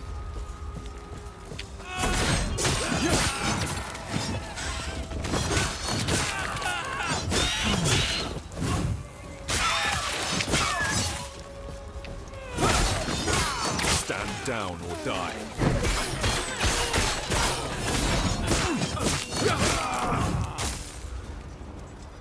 Oh, what's this?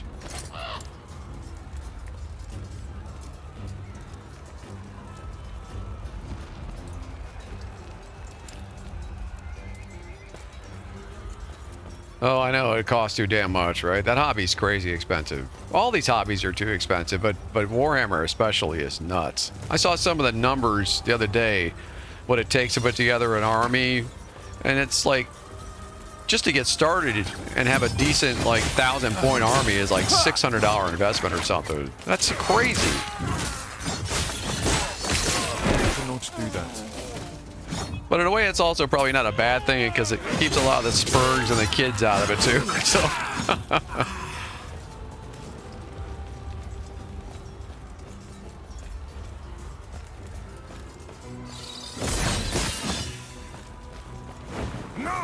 Of course, even with Warhammer, you've got the wrong elements trying to take over, and you know, we want girl space marines and stuff. And it's like, why don't you just F off?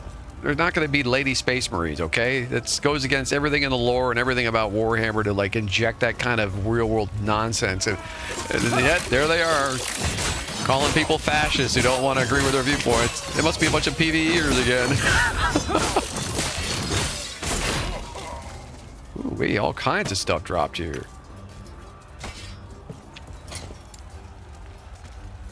Hurricane Bastard Sword of Sleet.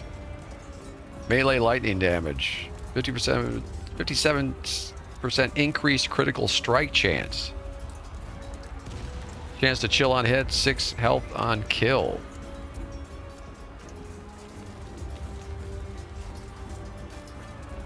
Pretty nice. I don't know if it'll top out the base damage on this thing still, but maybe. I think I might give it a swing. Let's try the sword for a while.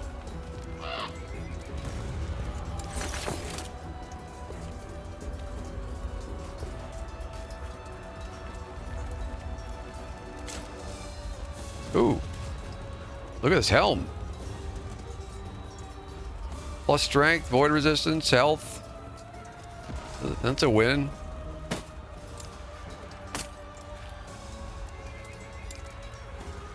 All right.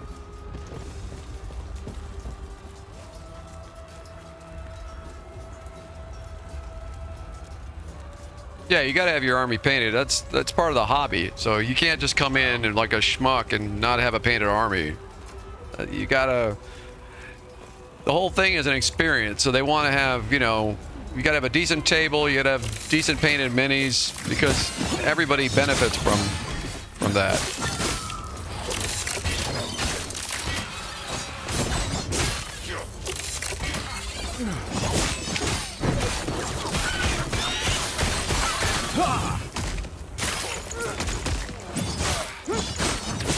Were those guys hiding underneath him or what? Or did I'm confused. I saw one big dude and all of a sudden there are two little dudes.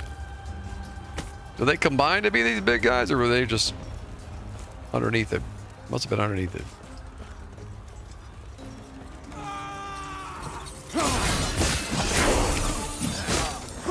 Yeah, well, 3D printing is a fact of life now, so GW just gonna have to just get used to it. They're still gonna get plenty of money.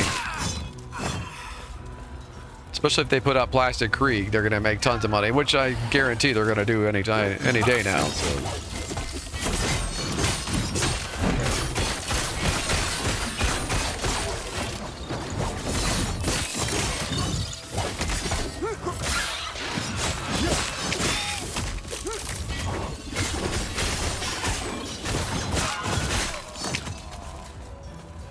Assassin's Brass Amulet of Life. That's a nice... Regardless if I use it or not, that's probably... worth grabbing the fixes off of. But no minion boosts.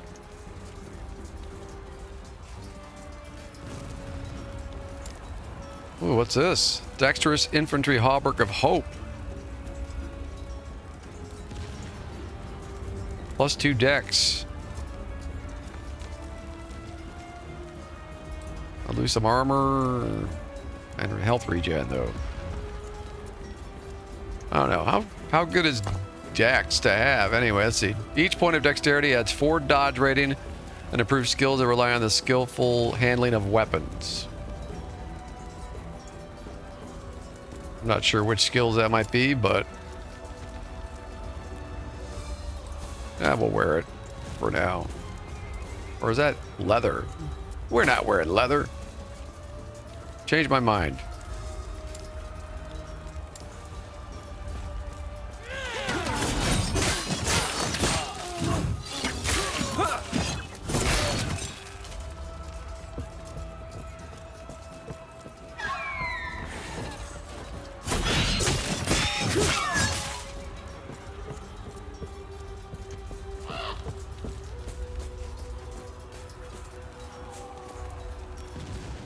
No, I've barely scratched the surface of this game. I've only started playing it with the 1.0 release on stream, and I haven't played it before that, so I'm not near the end game at all. And, you know, knowing me, I'm just taking my time. I'm already bouncing back and forth between two characters, so... And I've been having to deal with their problems with the instancing and all that for the first week, so that was a big fat headache and slowed down everything too, so...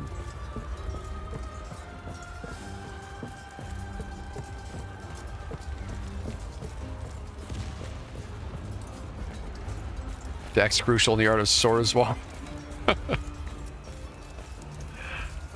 Are we talking about the same kind of game now, or the... As Orion orders.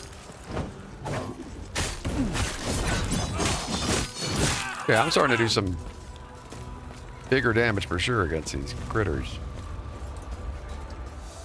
Performance of the game is the best it's been so far today, hands down. It's not distracting me with a bunch of nonsense. I also think it had something to do with my drive issues. Now that that bad drive is out of my system, it's probably improving my system too, so.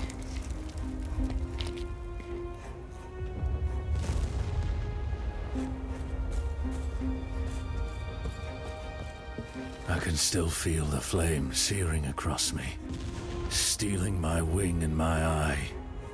Yet, I saw it. The flames of prophecy revealed that these rats hid a treasure, one far more powerful than anyone could conceive. I will happily tell you that from what I know and what I've seen in the last day or two that people talk about the end game, like they say the end game is really good in, as far as replayability. So you're not going to get nearly as bored as Diablo 4 from what I've been hearing. When I present this to Raya, this power, he will finally understand how worthy I am. What I have seen. A lot of that has to do probably with the era system and the different realms that are interlinked to each other that you open up as you fight different levels of mobs, and those things can change, I guess. It's probably just a lot more variety. And the loot grind never gets too old, I guess. It should last. Obviously, you'll get bored at some point, but I think it will last quite a while. Especially, you know, if you can play with your friends once in a while. Epoch. Oh yeah, this fight. Me was impressive, but it's mine. Call member wing.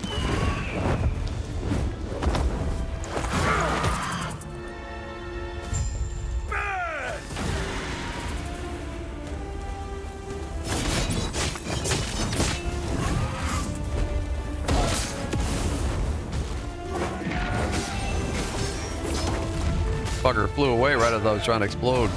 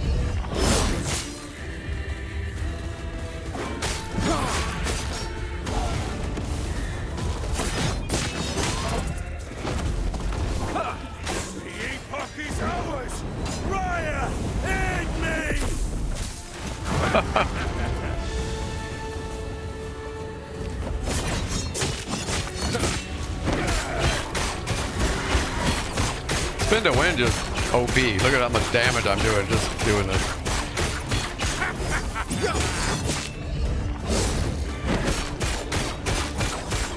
I'm not even specting it.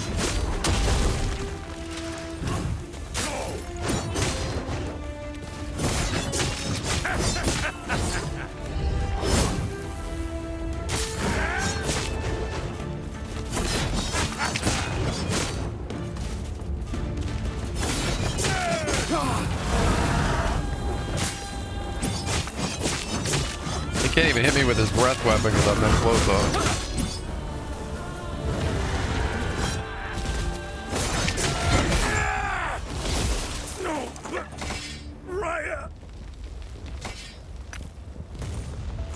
Yep.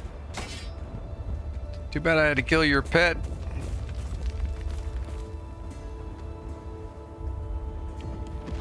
PvP? I don't think there is PvP in the game. Which again, kind of is a disappointment, but it doesn't mean that they may not put some in at some point. But yeah, I haven't heard of any PvP at all in the game. Strictly co-op and solo. But for what it is, I mean, you know, there's no PvP in Grim Dawn either. In most of these ARPGs nowadays, so it's too bad that, I mean, they're actually, at the very least, they should put an arena into the game, because with all the different specs and the way people can, there's so much variety. I think it would be a very interesting PvP element to at least be able to go up against other players, because you'd never have the same fight ever, right? It would always be different.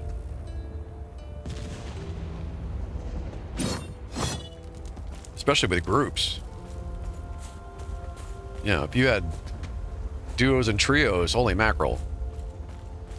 No, get me out of here. All right, old man, hold on. Let me see what goodies I got here.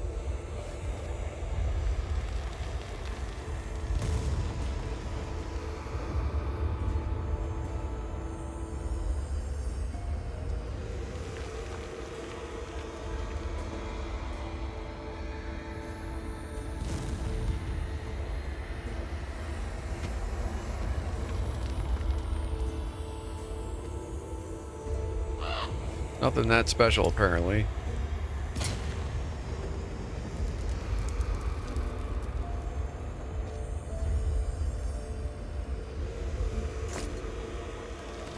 Some points to spend.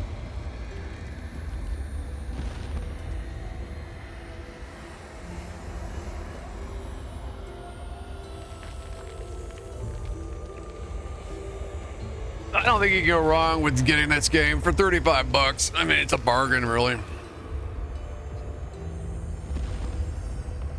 If I could afford it, anybody could afford it. God knows.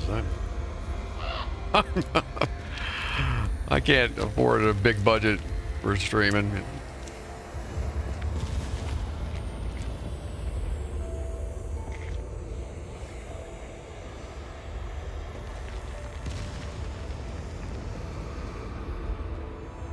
You're a League of Legends player? Man, I tried that game, not my cup of tea. But it's popular. I've never played Smite. It probably would be a fun game, but again, I've come to realize over the years, I like games where if I have a creative outlet in a game, I'm more likely to play it longer term. So I typically am not that drawn to games that are strictly about just, you know, PvP, FPS, or arena combat, and, you know, I kind of get bored. But that's me. I did a whole lot of that. You know, I'm from the earliest days. I was playing Doom, Quake, Counter-Strike, all that stuff. So, like, I think I got all that out of my system.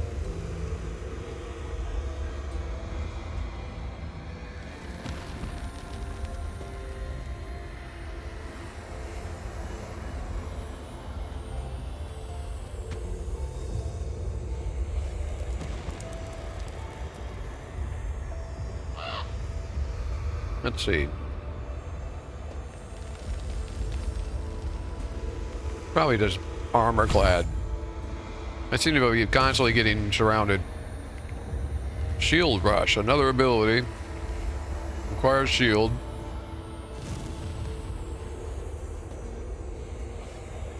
Valiant Charge. Increased cooldown recovery speed for movement skills. We definitely want this. That'll synergize with my current build.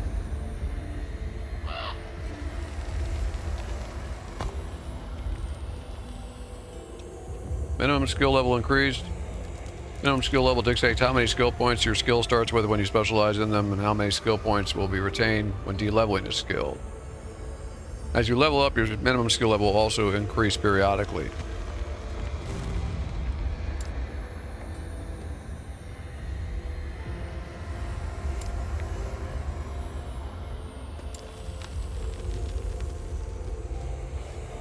Alright, we're going to put another point into here because we want to get this unstoppable eventually.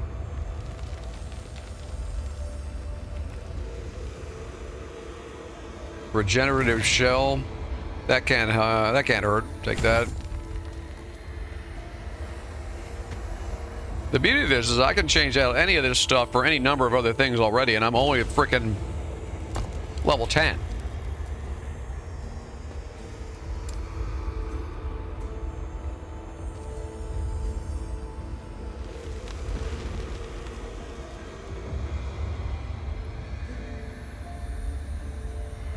Heavily skill-based WASD movement. Yeah, it's probably my thing. I tend to do well in that kind of game. That's one of the reasons I was drawn to V Rising. Because what was that? They had a couple games prior to V Rising.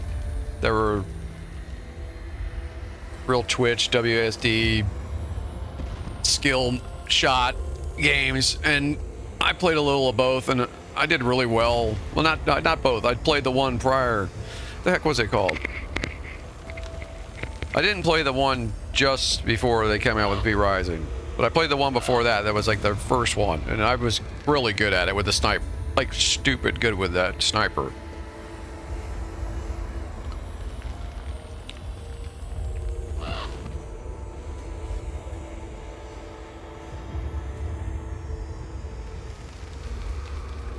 Overwatch is another game I never really put much time into that I thought about streaming it, but for the reasons I just mentioned, because there's not a whole lot of like creative element to it, I just kind of never really drew me in to play it.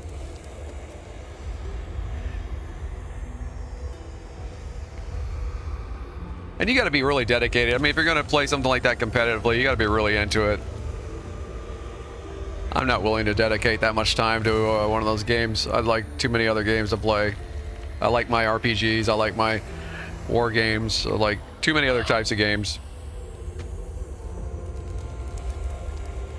There's plenty of people out there streaming these games anyway. If somebody wants to watch somebody full-time play, Tarkov or something, God knows, there's plenty of people playing those games already, so.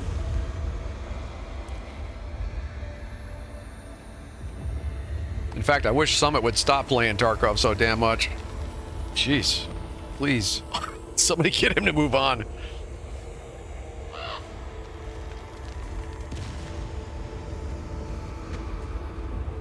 V Rising has got a patch coming out that has got some really nice cosmetic additions. I will give them credit. You'll be able to color pretty much all the different pieces of gear in the game, and they've got different sets intended for different play styles, so you'll have more options between having a more roguelike play style versus having a more melee versus having a more mage.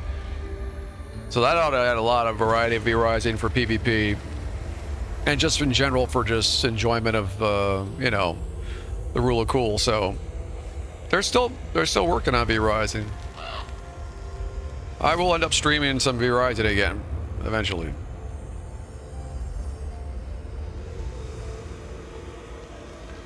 Yeah, I haven't even. Yeah, again, they put in the multiple stories, and I still haven't even had time to mess with that patch. So, back in Halloween, I tried for a couple 3 days, but wasn't enough time to get to even really toy around with it before I got pulled off of that to something else.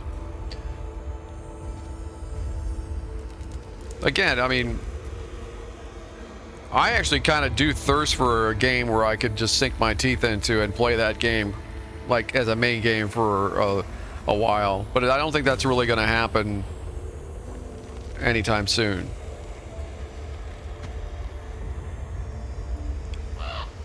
I think at best it would be something that I would have a main quote-unquote game, and then have one or two other games at other times that I would keep bringing in, like once or twice a week, or at least a few times a month. And then I might be able to get away with like really going deep into something, you know.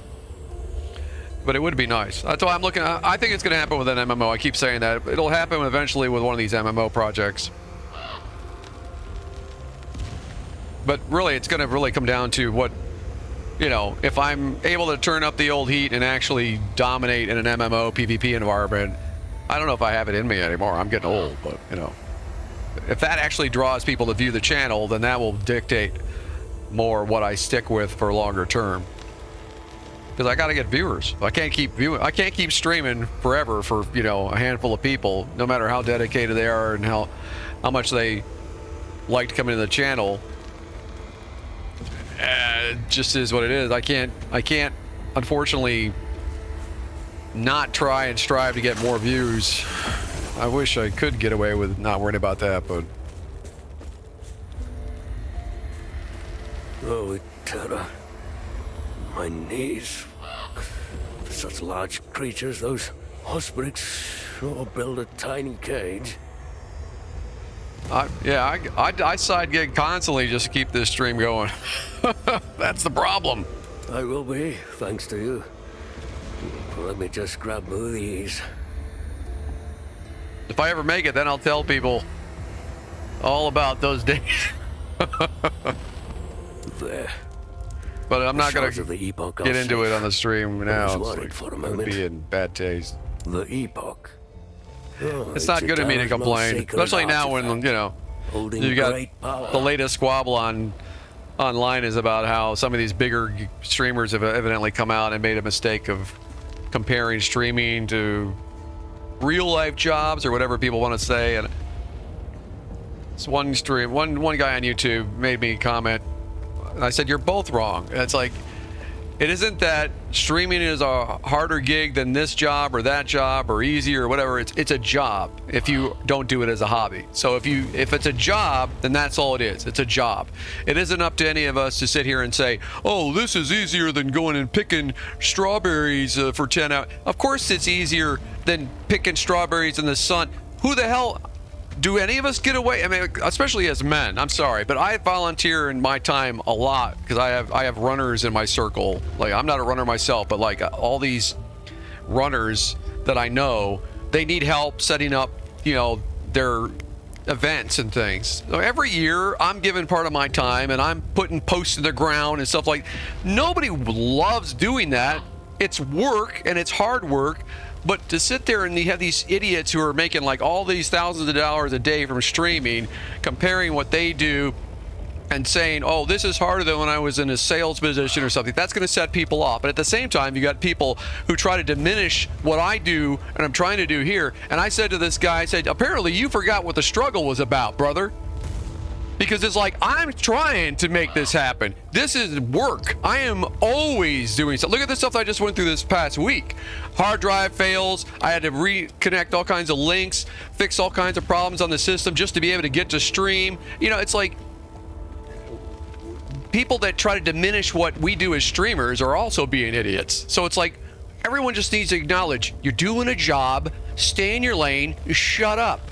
Stop trying to like, whoa, those streamers are what a bunch of candy asses they are. They have it so easy. Yeah, that's 1%. It's like, it reminds me of like all the people that would like come at people about, oh, look at all those rich musicians. And I'm like, man, that's like the 0.01%.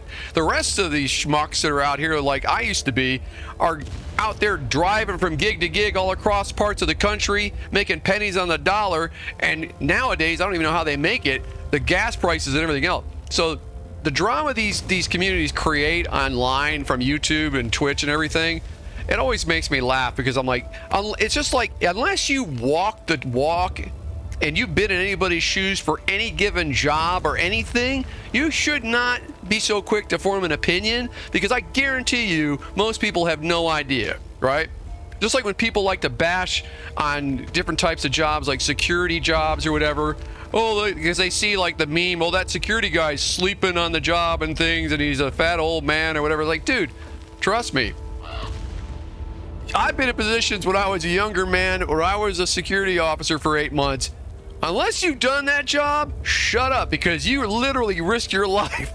That job can get you killed. So it's like, just like so many other things. Like, it just amazes me. People are too quick to judge because they're sitting at their desks online at a job and they've got access to YouTube on their phone and they want to have an opinion and they start spouting off without having any knowledge of any of it.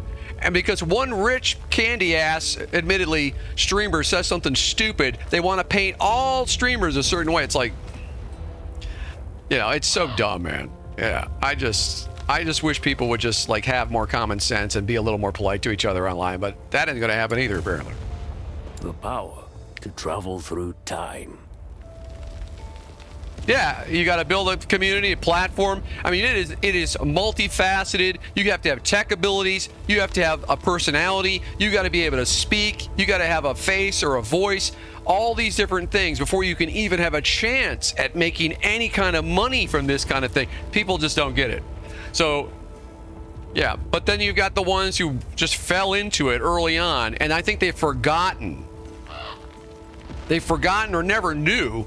Some of them I don't think ever really even had a period of time where they struggled. They kind of just fell into their laps. And so they make waves with different communities online. The whole thing is ridiculous.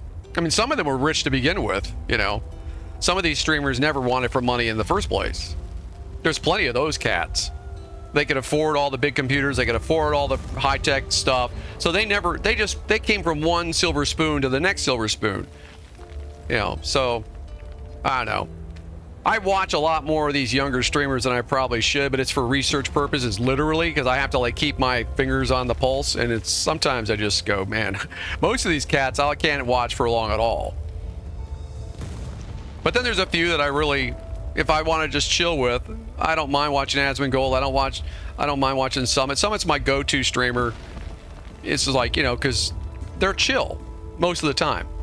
Asmon will get on my nerves because he needs to have God in his life, but, you know, most of these streamers do. Let's face it. If Raya were to get his talent more than that, he'd be untouchable.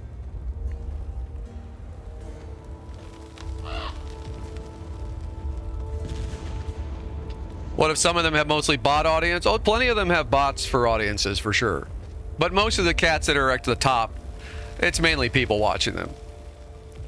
But you do have people on the, you know, Notorious. There are channels out there that have tons of bots. But they're typically not your personality types. They're typically variety channels that are doing like gaming related topics, or they're doing gaming journalism, or they're doing reviews. So those are the ones that use bots a lot of the time to skew their numbers. But you get guys like Asmongold and Summit, they have dedicated communities of tens of thousands of people that watch them on the regular, and they're real, believe me.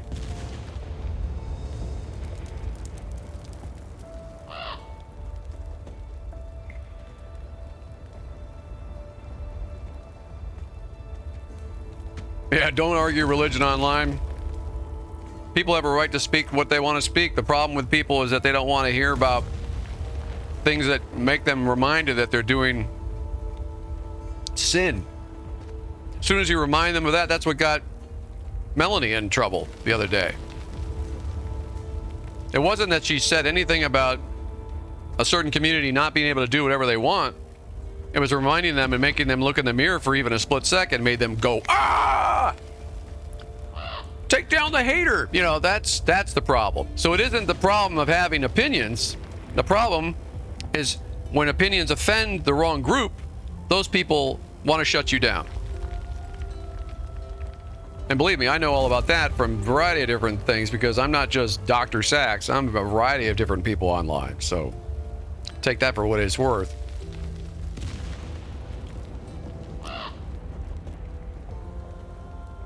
And people are just, you know, the internet has allowed a lot of people to behave like children for way too long. I think that's part of the problem.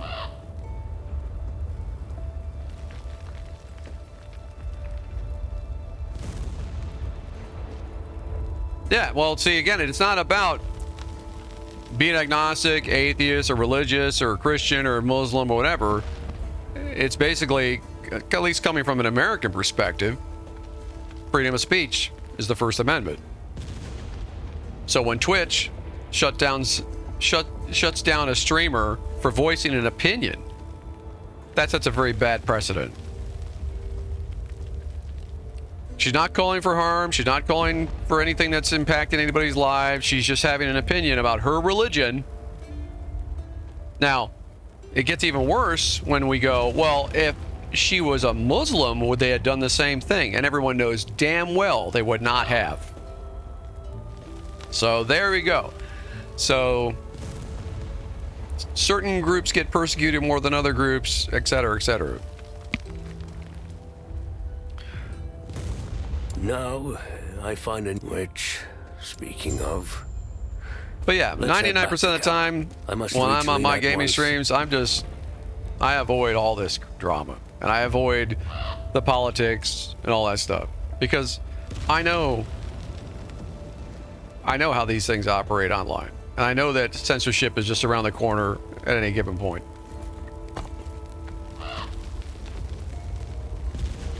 And if people want to hear my opinions on any of these things, there are other ways for them to find my opinions, which I don't usually even bring into the mix. And I don't talk about my other identities, etc., etc. But there are definitely breadcrumbs. If somebody really wanted to do their detective work, they could probably figure things out. You know, it's all a positive. At the end of the day, nothing here has changed that much. You still have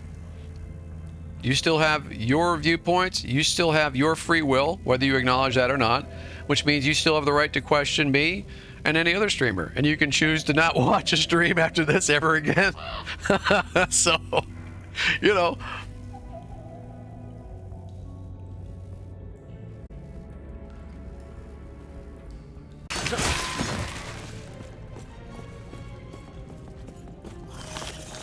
Oh, back here again. Oh, this is because I went through the... See what I mean? How they changed the map when you go through the town portal? I don't like that. It gives the game a sense of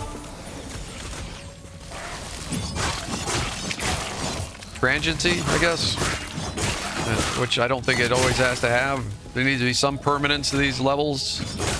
And they shouldn't really respawn until you literally leave the exit or something. Even then, it should be like after a period of time or something. I just don't like how it just instantly respawns everything and changes the map and puts back the fog of war and all that. It's weird.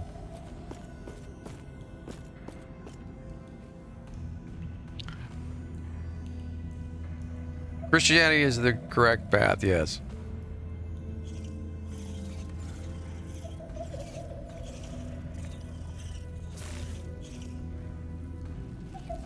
Scientology is also cult-like, yeah. For sure. And I've actually... When I was... Well, funny story. When I recorded my first album, the Scientologists weren't as big of a deal yet, but they had their main offices literally right across the street from my recording studio. So we would see these people marching around in their little uniforms and stuff on a day-to-day basis when we were recording, and it was just like creepy. And then every once in a while I'd run into them when I was out for a food or a drink or something, and I had some wacky conversations with a couple of them, and I'm like, oh my goodness, these people.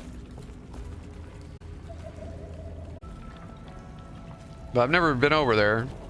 I would really like to visit your part of the world. Hell, one of the few places I would even consider moving outside the United States would be Norway or possibly Denmark. Not Sweden for obvious reasons. Yeah, and or Japan, if they'd let me in. Looks like Ireland's off the plate because Ireland is being destroyed. Maybe Italy. That's about it.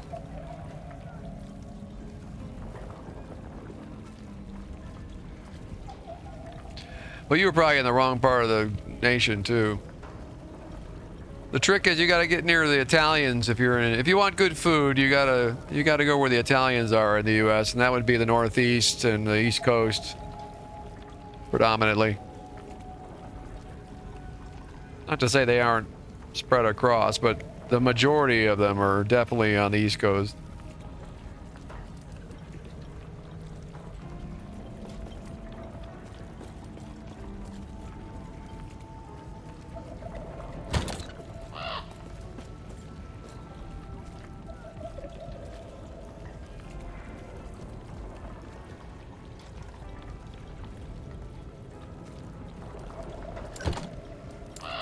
Yeah, well, stay out of the fast food joints for sure, and or buy organic. That's pretty much buy Italian imports. Pretty much anything. If you get anything Italian import, it's probably healthy enough. Doesn't even have to be marked organic because the Italians are very particular about their food. So. Barilla pasta is typically my go-to.